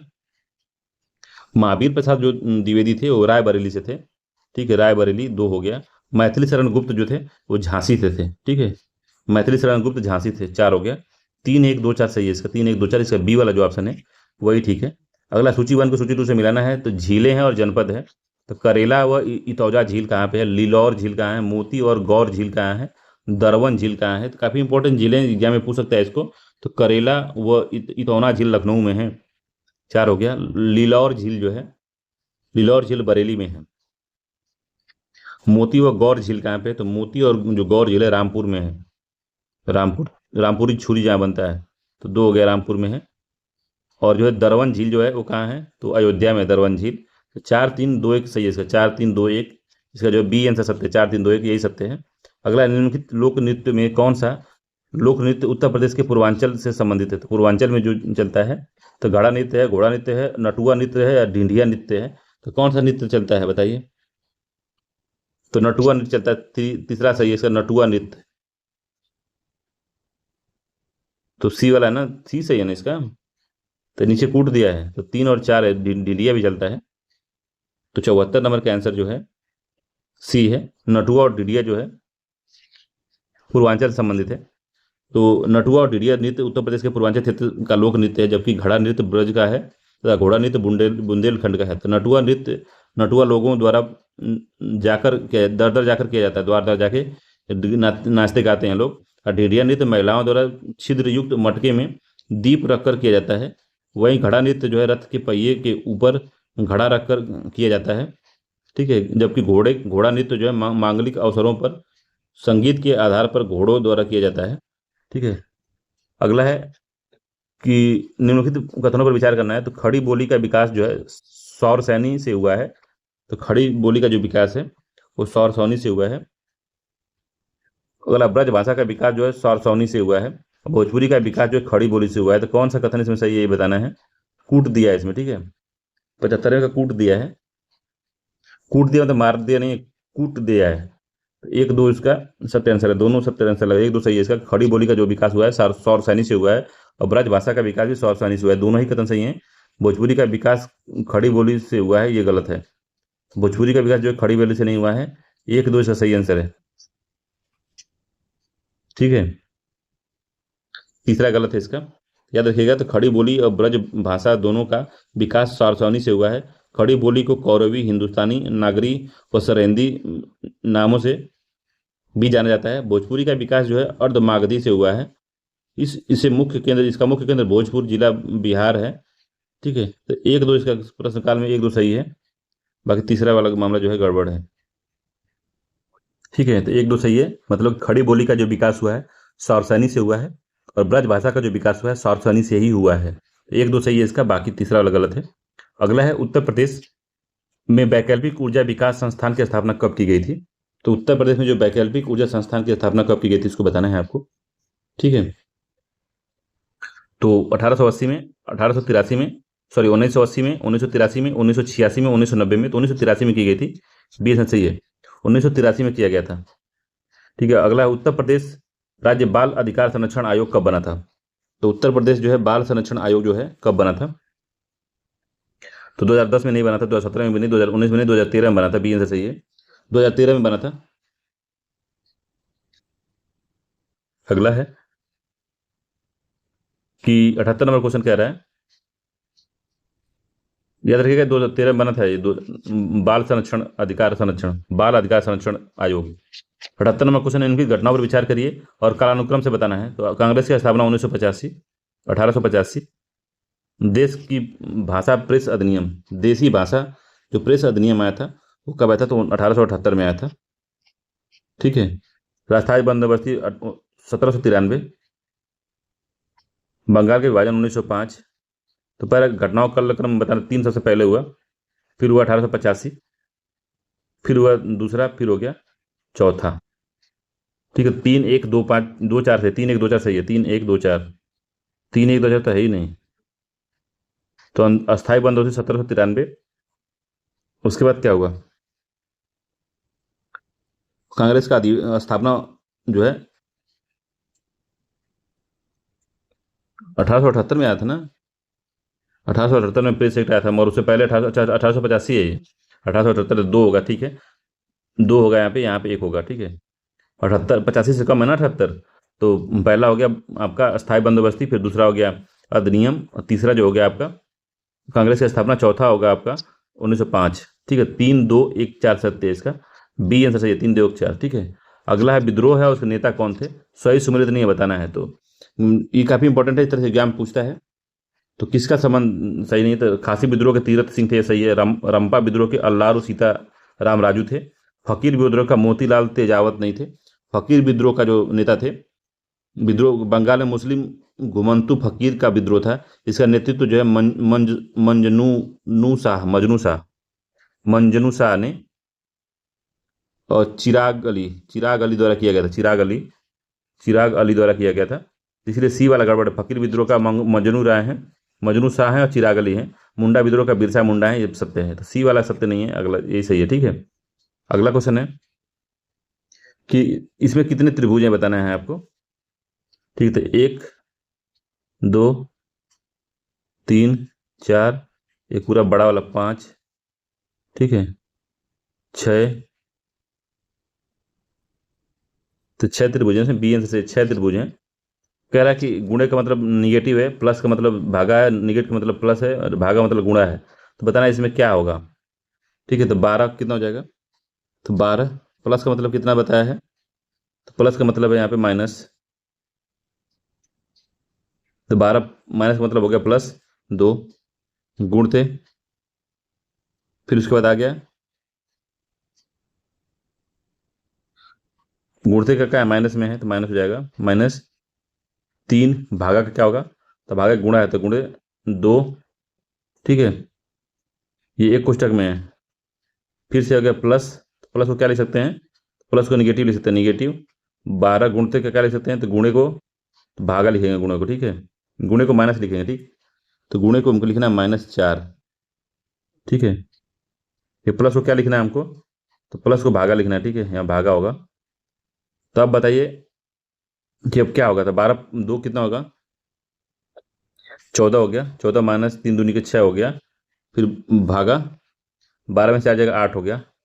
तो अब क्या होगा इसमें, तो 14 में से 6 जाए 8 बजेगा, भागा 8, तो इसका आंसर 1 आ जाएगा, ठीक है, डी आंसर से 1 आएगा इसका। अगला, उत्तर प्रदेश नाम से राज्य का गठन कब किया गया था, तो उत्तर प्रदेश नाम से उत्तर प्रदेश का गठन जो है 24 जनवरी 1950 को किया गया था। 24 जनवरी 1950 सी आंसर सही है, 24 जनवरी 1950 में किया गया था, इंपॉर्टेंट है, याद रखिएगा। इसी दिन 24 जनवरी को उत्तर प्रदेश दिवस मनाया जाता है।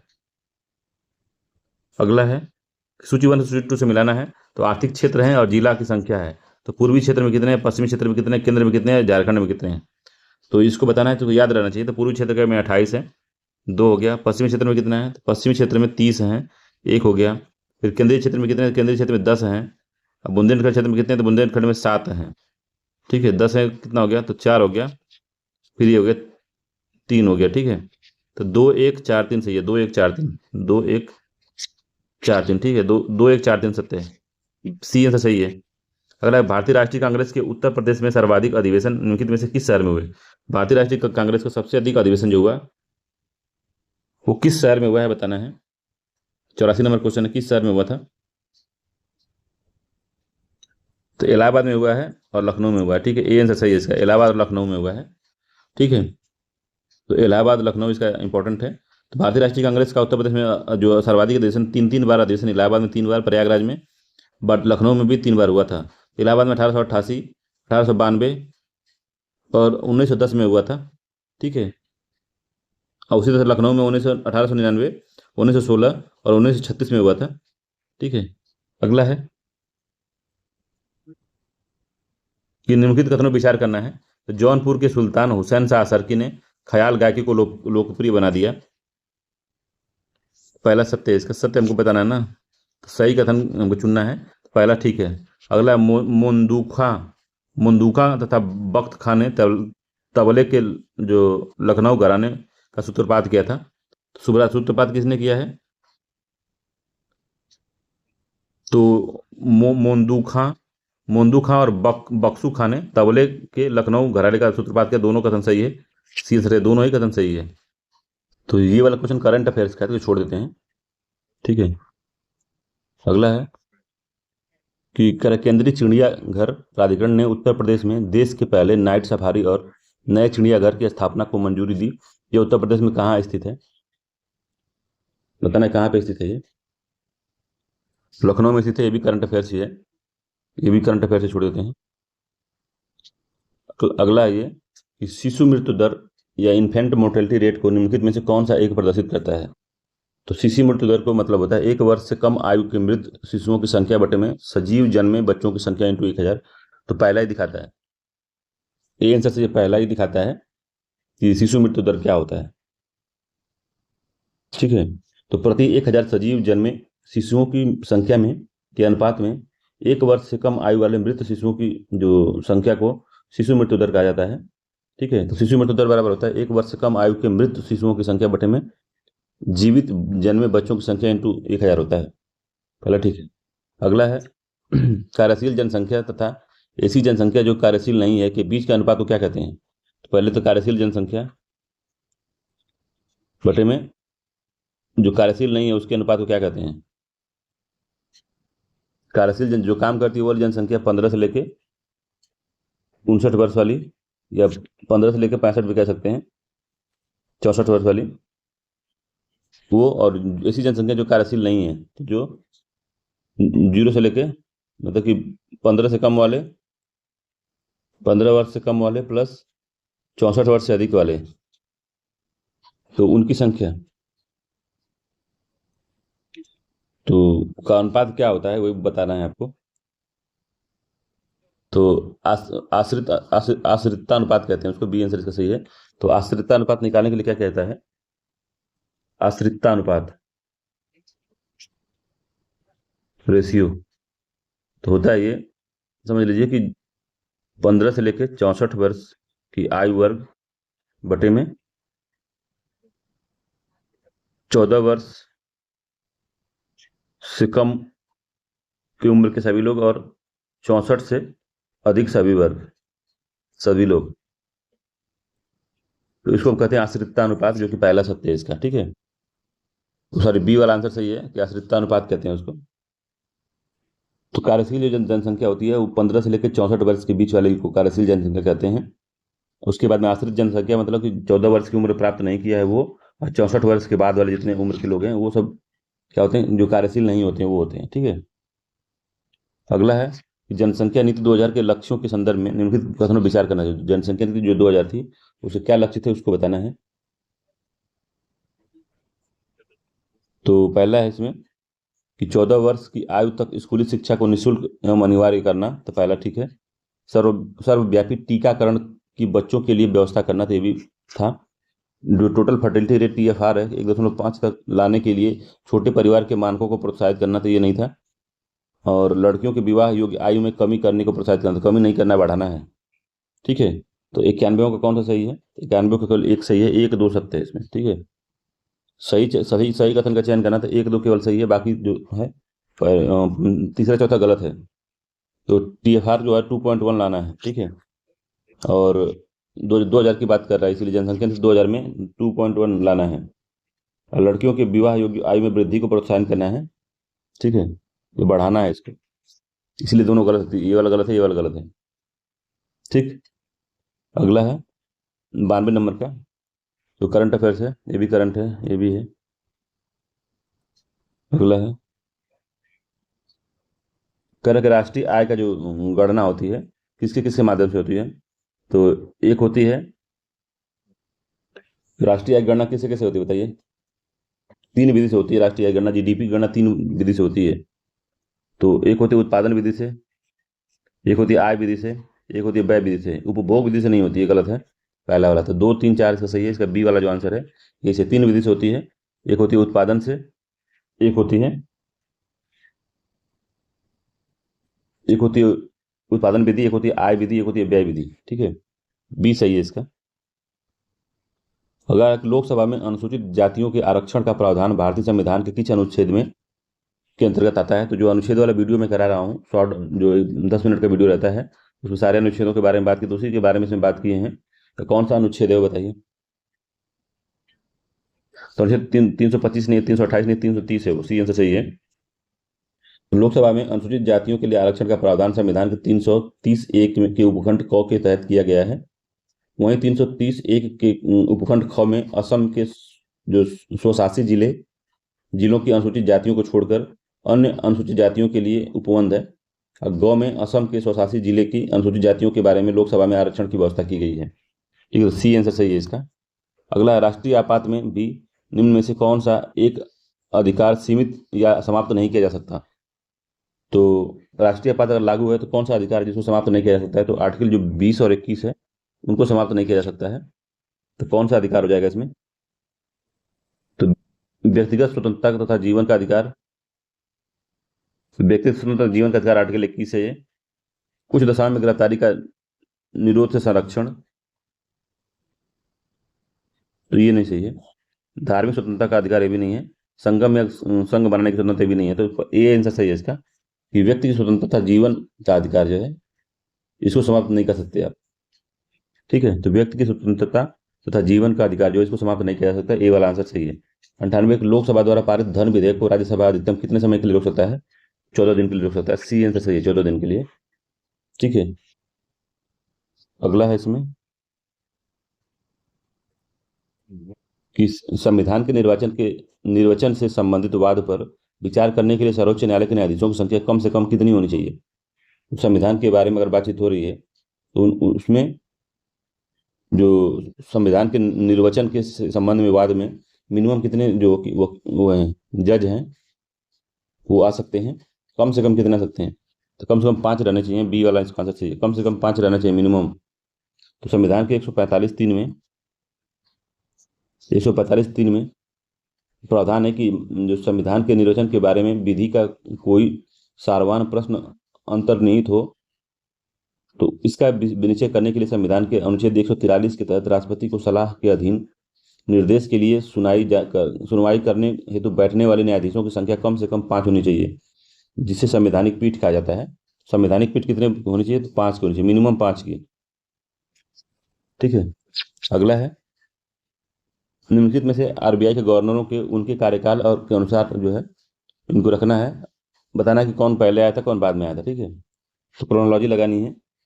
तो एम वेंकटेश जो थे, फिर सुब्बा राव है, बिमल जलान है, YB रेड्डी हैं।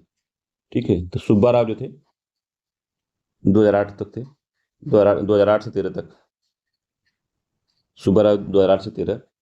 ठीक है, YB रेड्डी 2003 से 2008 तक, 8 तक थे। वेंकटेश कब थे? तो 1990 से 1992।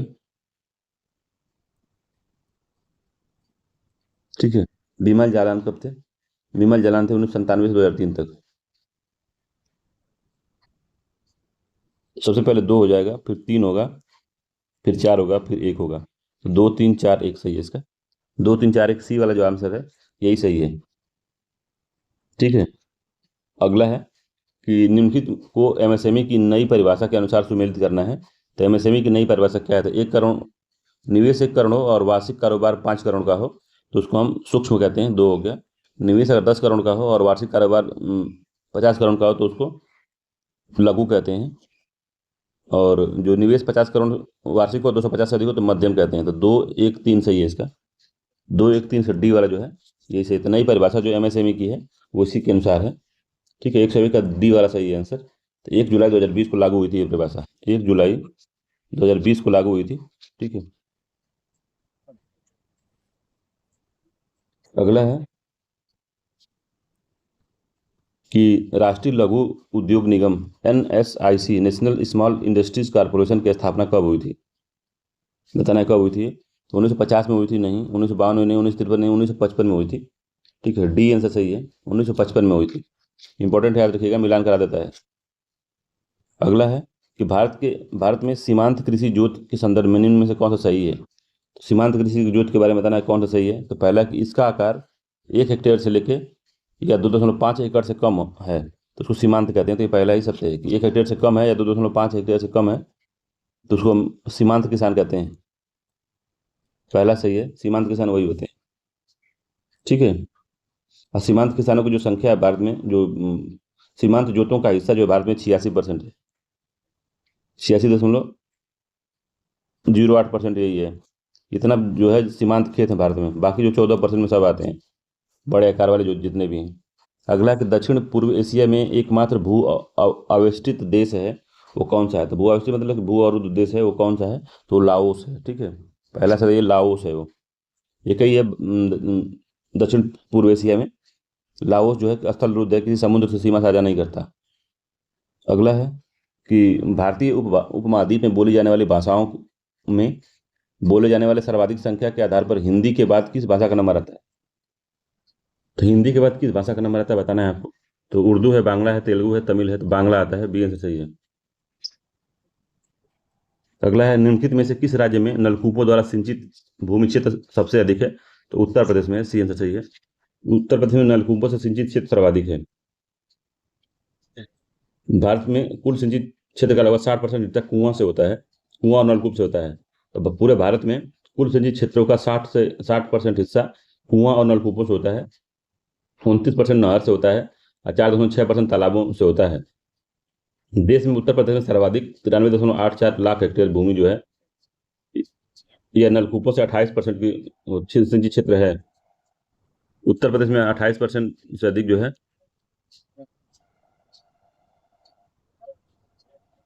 तो इसमें निम्नलिखित क्षेत्रों में राज्य में नलकूपों द्वारा सिंचित भूमि क्षेत्र उत्तर प्रदेश में सर्वाधिक है। ठीक है, जो भारत के कुल नलकूप क्षेत्रों का सिंचित क्षेत्रों का 28% अकेले उत्तर प्रदेश में है। पूरे भारत के परिप्रेक्ष्य में बात हो रही है। ठीक है, उत्तर प्रदेश में। अगला है, निम्नलिखित में से किसे मेगा डाइवर्स देश के रूप में जाना जाता है? तो मेगा डाइवर्सिटी मतलब कि जैव विविधता सर बहुत अधिक है। तो किस देश को जाना जाता है? न्यूजीलैंड को, ऑस्ट्रेलिया को, नेपाल को, ऑस्ट्रिया को। तो ऑस्ट्रेलिया को जाना जाता है, 20 सही है। ऑस्ट्रेलिया जो है मेगा डाइवर्स देशों की श्रेणी में आता है।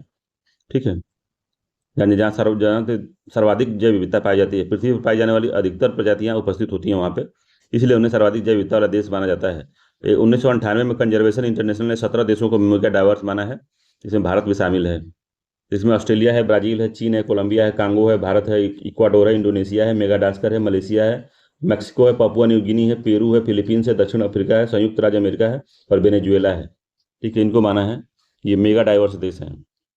अगला है कि निम्नलिखित में से कौन सम्मिलित नहीं है? तो प्रथम विश्व जलवायु जो सम्मेलन हुआ था, प्रथम विश्व जलवायु सम्मेलन कब हुआ था? तो 1979 दिया है। ठीक है, प्रथम पृथ्वी शिखर सम्मेलन एजेंडा 21 सही है। प्रथम पृथ्वी शिखर सम्मेलन +5 जो है 1997 में हुआ। ठीक है, कार्बन व्यापार जो हुआ था मॉन्ट्रियल प्रोटोकॉल संबंधित है? तो नहीं, ये जो है मॉन्ट्रियल प्रोटोकॉल जो है किससे संबंधित है? तो ओजोन से संबंधित है, ओजोन से, इसीलिए डी वाला गलत है इसमें। अगला इसमें कि निम्नलिखित नगरों में कौन सा राष्ट्रीय राजधानी क्षेत्र के में अवस्थित है? तो कौन सा? अंबाला है, खुर्जा है, करनाल है, रोहतक है। रोहतक है, कौन सा अवस्थित है इसमें? तो अंबाला नहीं आता है, बाकी खुर्जा आता है, करनाल है और रोहतक है। तो डी आंसर सही है इसका, डी वाला आंसर सही है। तो हरियाणा का जो है फरीदाबाद, गुरुग्राम, नूह, रोहतक, सोनीपत, रेवाड़ी, झज्जर, पानीवाला, पानीपत, पलवल, भिवांडी, महेंद्रगढ़, जींद एवं करनाल कुल 13 जिले हैं। उत्तर प्रदेश के मेरठ, गाजियाबाद, गौतम बुद्ध नगर, बुलंदशहर, बागपत, हापुड़, मुजफ्फरपुर एवं शामली सहित 8 जिले शामिल हैं। राजस्थान का अलवर है और भरतपुर है का पूरा दिल्ली शहर इसमें आता है। ठीक है, अगला है कि 110 नंबर क्वेश्चन है कि कुलगार्डी ऑस्ट्रेलिया के जिस प्रांत में स्थित है वो उसे क्या कहते हैं? तो कुलगार्डी जो है ऑस्ट्रेलिया के पश्चिमी प्रांत में स्थित है। यह जो है पर्याप्त सोने की खाने, यहाँ पे बहुत ज्यादा बड़ी सोने की खाने हैं। तो कि कौन सा आता है, कौन सा क्षेत्र है 110 नंबर का? तो वो वेस्टर्न ऑस्ट्रेलिया में आता है, डी आंसर सही है वो। न्यू साउथ वेल्स में नहीं है, नॉर्दर्न टेरिटरी में नहीं है, क्वींसलैंड में नहीं है, वो वेस्टर्न ऑस्ट्रेलिया में आता है। अगला फर्रुखाबाद जाना जाता है किस लिए? तो फर्रुखाबाद किस लिए जाना जाता है भाई? जो कालीन के लिए नहीं जाना जाता है, कांच की वस्तुओं के लिए फिरोजाबाद है, इत्र निर्माण के लिए उन्नाव है और हाथ की छपाई के लिए जाता है, डी आंसर सही, हाथ की छपाई। ठीक है, इत्र के लिए कौन, इत्र नगरी कौन है बताइए? उन्नाव है कि क्या नाम है उसका? बताइए जल्दी कमेंट करके। पेरियार गेम अभ्यारण्य प्रसिद्ध है किसके लिए? पेरियार गेम शेरों के लिए नहीं है, चीत्तीदार हिरणों के लिए भी नहीं है, बाघों के लिए भी नहीं है, जंगली हाथियों के लिए संबंधित है, डी आंसर सही है, जंगली हाथियों के लिए है वो। अगली बात, जंगली गधों का अभ्यारण्य कहाँ पे है? तो जंगली यूपी में है, असम में, गुजरात में, राजस्थान में। तो जंगली गधों का कहाँ पे है अभ्यारण्य? तो जंगली गधों का जो अभ्यारण्य है वो गुजरात में है, सीधे से गुजरात के कच्छ वाले एरिया में है। ठीक, जो तो भारत में राष्ट्रीय पशु जो है, जो जंगली गधों का अभ्यारण्य राष्ट्रीय पशु नहीं है, जंगली गधों का जो है गुजरात में अवस्थित है, याद रखिएगा। अगला इसमें कि असम में पाया जाने वाला पारंपरिक फसल कटाई जो उत्सव का कौन सा है? तो असम में मनाया जाने वाला पारंपरिक फसल कटाई उत्सव कौन सा है, बताना है आपको। तो पहला दिया है टूस पर्व है, बोहांग बिहू है, पोंगल है, मकर संक्रांति है। तो बिहू मनाया जाता है, बोहांग बिहू है, बी से बोहांग बिहू को मनाया जाता है। तो भारत त्योहारों का देश है, और ये यहाँ पे विभिन्न देश के भागों में समय समय पर बहुत सारे त्योहार मनाए जाते हैं। जैसे पोंगल बिहू भारत के असम में उत्तर पूर्वी राज्य में मनाया जाने वाला प्रसिद्ध त्योहार है। रोंगाली बिहू जो है या हथ बिहू के नाम से मनाया जाता है। ठीक है। और असम असम के नव वर्ष पर 13 अप्रैल को मनाया जाता है। बहुत इंपॉर्टेंट त्योहार है। अगला है सरकार की बाघ परियोजना का उद्देश्य क्या है। सरकार की बाघ परियोजना का उद्देश्य है कि बाघ की आदतों का अध्ययन नहीं, विभिन्न प्रजातियों के संबंध में महत्वपूर्ण जानकारी एकत्र करना भी नहीं है, बाघ को समाप्त होने से बचाना है। सी आंसर सही है, बाघ को समाप्त होने से बचाना है। अगला है कि निम्नलिखित में कौन से सबसे अधिक ऊंचे स्थल पर बसा है। तो कौन सा सबसे ऊंचे ऊंचे स्थल पर बसा है। तो गरटोला है, काठमांडू है, लहासा है, थिम्पू है। तो कौन बसा है सबसे ऊपर। तो उसमें जो है जो लहासा है, सी आंसर सही, इसका सबसे ऊंचाई पे है। इसमें लहासा है कहाँ, तो तिब्बत में है, याद रखना है इसको। तिब्बत में लहासा सबसे ऊंचाई पर स्थित है ये, और जो तिब्बत के पठार पर स्थित है इसलिए सबसे ऊंचाई पर है। काठमांडू की राजधानी जो है, काठमांडू नेपाल की राजधानी है। थिम्पू भूटान की राजधानी है। हेलसिंकी कहाँ की राजधानी है। तो आपने मनी हाइस्ट देखा होगा, तो उसमें हेलसिंकी का एक किरदार का नाम है। तो हेलसिंकी कहाँ की राजधानी है, तो फिनलैंड की राजधानी है। बी आंसर चाहिए, हेलसिंकी फिनलैंड की राजधानी है। डेनमार्क नहीं है, नॉर्वे नहीं है, स्वीडन नहीं है। तो यहाँ का थोड़ा याद कर लीजिएगा, बार बार पूछता है। तो फिनलैंड की राजधानी है। डेनमार्क की राजधानी कोपेनहेगन है। नॉर्वे की राजधानी ओस्लो है, और स्वीडन की राजधानी स्टॉकहोम है। ठीक है। जुरासिक पार्क है, तो जुरासिक पार्क कहाँ पे है। तो यूएसए का एक खूबसूरत पार्क है। जुरासिक पार्क है, तो यूएसए का एक खूबसूरत पार्क नहीं, एक उपन्यास नहीं, उच्च तकनीकी फिल्म है। ठीक है, उच्च तकनीकी फिल्म है। सी आंसर सही है, जुरासिक पार्क उच्च तकनीकी फिल्म है, याद रखिएगा। इसके निर्देशक स्टीवन स्लिपबर्ग है। यह फिल्म 1993 में आई थी। 1993 में मूवी आई थी वाली, सबसे पहली जो मूवी थी। अगला, सरदार सरोवर परियोजना उड़ीसा से सर्वाधिक लाभ मिलता है। उड़िया से सरदार सरदार सरोवर परियोजना से सर्वाधिक लाभ मिलता है। उड़िया नहीं है इसमें। किसको सर्वाधिक लाभ मिलता है ये बताना है। तो गुजरात को, उड़ीसा को, मध्य प्रदेश को, राजस्थान को। तो गुजरात को सर्वाधिक मिलता है, ये आंसर सही है। सरदार सरोवर डैम जो है मध्य प्रदेश, गुजरात को लाभ मिलेगा। ठीक है, सर्वाधिक लाभ गुजरात को मिलेगा, क्योंकि सरदार सरोवर निर्माण गुजरात के भरूच जिले में हुआ है, नर्मदा नदी पे। ठीक है। सर्वाधिक नुकसान भूमि का तथा बसाव क्षेत्र में मध्य प्रदेश का हुआ, और सर्वाधिक फायदा किसको हुआ, तो उड़ीसा को हुआ है, नर्मदा नदी पे है। तो राष्ट्रीय सांस्कृतिक विद्यापीठ तिरुपति को केंद्रीय विश्वविद्यालय का दर्जा कब मिला है। तो राष्ट्रीय संस्कृत विद्यापीठ तिरुपति को जो राष्ट्रीय कॉलेज का दर्जा कब दिया गया, 2020 में दिया गया था इसको। ये आंसर सही, 2020 में मिला था। अगला, मौलाना आज़ाद राष्ट्रीय उर्दू विश्वविद्यालय कहाँ अवस्थित है। तो मौलाना आज़ाद का राष्ट्रीय उर्दू विश्वविद्यालय पटना में है, भोपाल में है, अलीगढ़ में है, हैदराबाद में है। कहाँ पे अवस्थित है ये, तो हैदराबाद में अवस्थित है। डी आंसर सही है इसका, हैदराबाद में है। तो मौलाना आज़ाद राष्ट्रीय उर्दू विश्वविद्यालय तेलंगाना में है, हैदराबाद में। इसकी स्थापना 1998 में संसद के एक अधिनियम द्वारा हुई थी। ठीक है। अगला है, भारत का पहला ग्राफीन नवाचार केंद्र किस राज्य में स्थापित किया गया। तो ग्राफीन जो नवाचार जो केंद्र है वो केरल है, हरियाणा है, पंजाब है, महाराष्ट्र। तो केरल में स्थापित किया गया, ये आंसर सही है, केरल में बनाया गया था। ठीक है, केरल के त्रिशूर जिले में स्थापित किया गया। केरल के डिजिटल विश्वविद्यालय इलेक्ट्रॉनिक्स प्रौद्योगिकी के लिए सामग्री केंद्र और टाटा स्टील लिमिटेड संयुक्त उद्यम है ये। अगला है कि भारत का राष्ट्रीय पुस्तकालय कहाँ पर स्थित है। तो भारत का राष्ट्रीय पुस्तकालय कोलकाता है, नई दिल्ली है, चेन्नई है, मुंबई है। तो कोलकाता में स्थित है, ये आंसर सही है इसका। भारत का राष्ट्रीय जो पुस्तकालय कोलकाता में है। ठीक है। भारत का आधिकारिक पुस्तकालय भी इसी कहते हैं, जहाँ देश में प्रकाशित पुस्तकों को डिलीवरी ऑफ बुक एक्ट 1954 के तहत संरक्षित किया जाता है। इसकी स्थापना 1948 में हुई थी। 1948 में हुई थी इसकी स्थापना, कलकत्ता में है, ये आंसर सही है। अगला है कि भारत के प्रधानमंत्री द्वारा स्वतंत्रता दिवस पर हर साल भारत का ध्वज कहाँ फहराया जाता है। तो कुतुब मीनार पे, gateway of India, India gate पे, लाल किला पे, रायसीना हिल्स पे। कहाँ फहराया जाता है। तो लाल किला बनाया जाता है, सी आंसर सही है, लाल किला पे। अगला है कि फ्लावियन एम्फी थिएटर के रूप में जाने जाने वाला जो कोलोसियम में स्थित है। तो कोलोसियम में कहाँ स्थित है ये, तो ये रोम में स्थित है, याद रखना है, ये रोम में है। फ्लावियन एम्फी थिएटर के रूप में जाने जाने वाला जो कोलोसियम है वो रोम में स्थित है, बी आंसर सही इसका, रोम में है ये। बाकी वेनिस में नहीं है, मिलान में नहीं है, और वेटिकन सिटी में भी नहीं है, रोम में है। अगला है, इंग्लिश चैनल को तैरकर पार करने वाली प्रथम एशियाई महिला कौन थी, जो चैनल को, इंग्लिश चैनल को तैर के पार की थी। तो मिहिर सेन थी, अनीता सूद थी, आरती साहा थी, और तारकनाथ सिनिकॉय थी। तो पहला सही है इसका, मिहिर सेन थी। मिहिर सेन ने 1958 में पार किया था तैर के। ठीक है, ए आंसर सही है। प्रथम ये भारतीय थी, ये भारतीय थी, याद रखिएगा इसको। अगला, 4 बार माउंट एवरेस्ट चोटी पर चढ़ने वाली पहली जो भारतीय महिला कौन है? तो 4 बार जो चढ़ी चढ़ी हैं वो दीपिका राठौर नहीं है, सुहेल शर्मा नहीं है, अंशु जमसेपा है। सी आंसर सही है इसका, अंशु जमसेपा 4 बार माउंट एवरेस्ट पे चढ़ी हैं। ये अरुणाचल प्रदेश की हैं, ठीक है, अरुणाचल प्रदेश की हैं ये 2011 में चढ़ी थी, 2013 में, 2017 में। तो चार बार माउंट एवरेस्ट पे कब चढ़ी थी हैं? अरुणाचल प्रदेश की हैं। इतना याद रखिए, अरुणाचल प्रदेश की हैं, डेट मत याद रखिए कब है, ठीक है। 128 नंबर का खत्म है, ये भी खत्म है, करंट अफेयर्स है। ये भी सही नहीं है। देखिए, बुक का प्रकाशन है थ्रू द ब्रोकन। तो बुक प्रकाशन का हमने एक वीडियो भी डालूंगा, और मैंने पूरा करंट अफेयर्स आज अपलोड किया है, उसको देख लीजिएगा आप लोग। उसमें बुक भी शामिल है, ये भी नहीं है, ठीक है, सब गलत, सब करंट अफेयर्स है।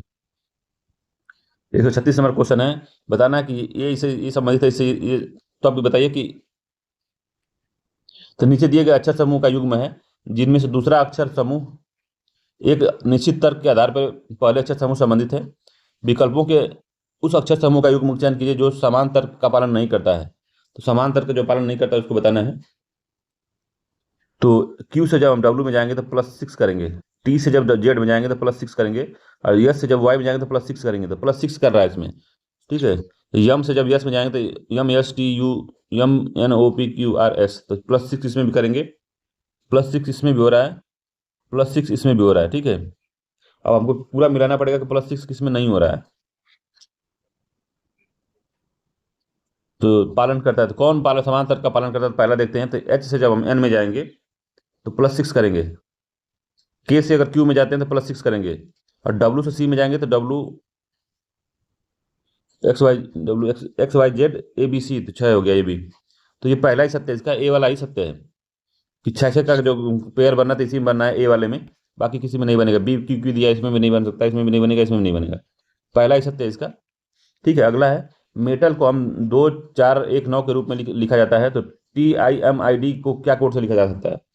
तो मेटल को, तो यम को हम क्या लिखे हैं? 2 लिखे हैं, तो यम 2 है।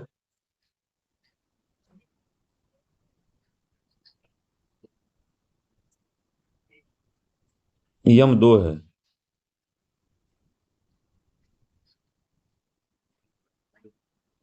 तो मेटल को लिखना ना, MELT। यम को क्या लिख सकते हैं हम? तो यम कितने में आता है? तो 13 में आता है, तो 12 है यहाँ पे।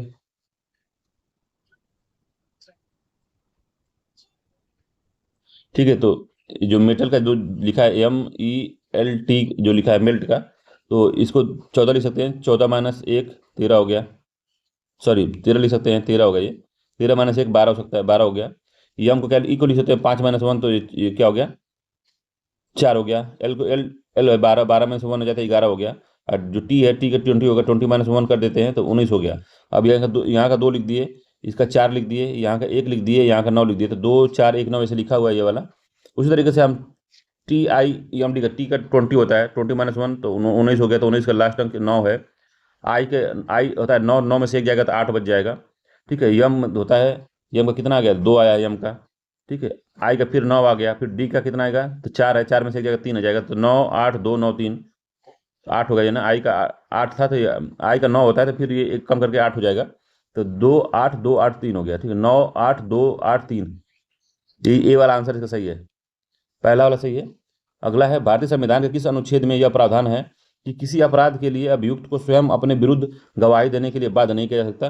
किस आर्टिकल में लिखा गया है? तो आर्टिकल 25 में नहीं है, आर्टिकल 19 में भी नहीं है, आर्टिकल 24 में नहीं है, आर्टिकल 20 के 3 में है, ठीक है। तो 138वें का डी आंसर है। आर्टिकल 20 3 में के अनुसार जो अपराध के लिए अभियुक्त को किसी भी को स्वयं के विरुद्ध साक्षी बनने का जो है बाध्य नहीं किया जाएगा। अगला है कि निम्नलिखित कथनों विचार करना है। तो बताना कि यह भंग की जा सकती है। सदस्यों का कार्यकाल 6 वर्ष होता है। सदस्यों की आयु कम से कम 30 वर्ष होनी चाहिए। राज्यसभा यथाशीघ्र अपने किसी सदस्य का अपना सभापति चुन सकती है। ऊपरी दूसरे राज्यसभा के विषय में कौन सा सही है? तो पहला गलत है राज्यसभा के विषय में, ठीक है। पहला जाना है उसे काट देते हैं। 2 3 है, 2 4 है, तो कौन सा सही लग रहा है आपको, बताइए। तो 2 3 सत्य, इसका दूसरा सही है, तीसरा सही है, ठीक है। राज्यसभा यथाशीघ्र अपने किसी सदस्य को अपना सभापति नहीं चुनती है, वो उपराष्ट्रपति सभापति होते हैं इसके। तो दूसरा इसीलिए गलत है ये भी, क्योंकि उपराष्ट्रपति पदेन सभापति होते हैं। तो ए आंसर सही हो गया इसका, 2-3 सत्य इसमें। अगला है कि संसद को राज्य सूची के विषय में के संबंध में विधि बनाने की शक्ति भारतीय संविधान के किस अनुच्छेद के अंतर्गत है? तो 240 है, 123 है, 249 है, 117 है। 249 के तहत है, ठीक है, 249 के तहत है, सी आंसर सही है। मैंने इसको कराया है अपने में इंपॉर्टेंट महत्वपूर्ण अनुच्छेद में मैंने आपको करवाया है इसको, ठीक है, याद रखिएगा, सी आंसर इसका सही है। ठीक है, 140 क्वेश्चन हो गए इसमें। तो इसमें फैक्चुअल क्वेश्चन दिए हुए हैं, इस तरह से क्वेश्चन अगर मान लिया अब 140 करवाएं तो 2-3 इसमें से इस तरह क्वेश्चन आते हैं, 2-3 इसमें का जो क्वेश्चन पूछा जिस तरह से, ऐसे क्वेश्चन 2-3 आते हैं, तो वो पूछ सकता है। तो इसको भी एक बार देख लें तो कोई हर्जा नहीं है इसमें। और वीडियो अच्छा लगे, मेरा प्रयास अच्छा लगे तो मेरे चैनल को आप सब्सक्राइब कर सकते हैं, वीडियो को लाइक कर सकते हैं। धन्यवाद।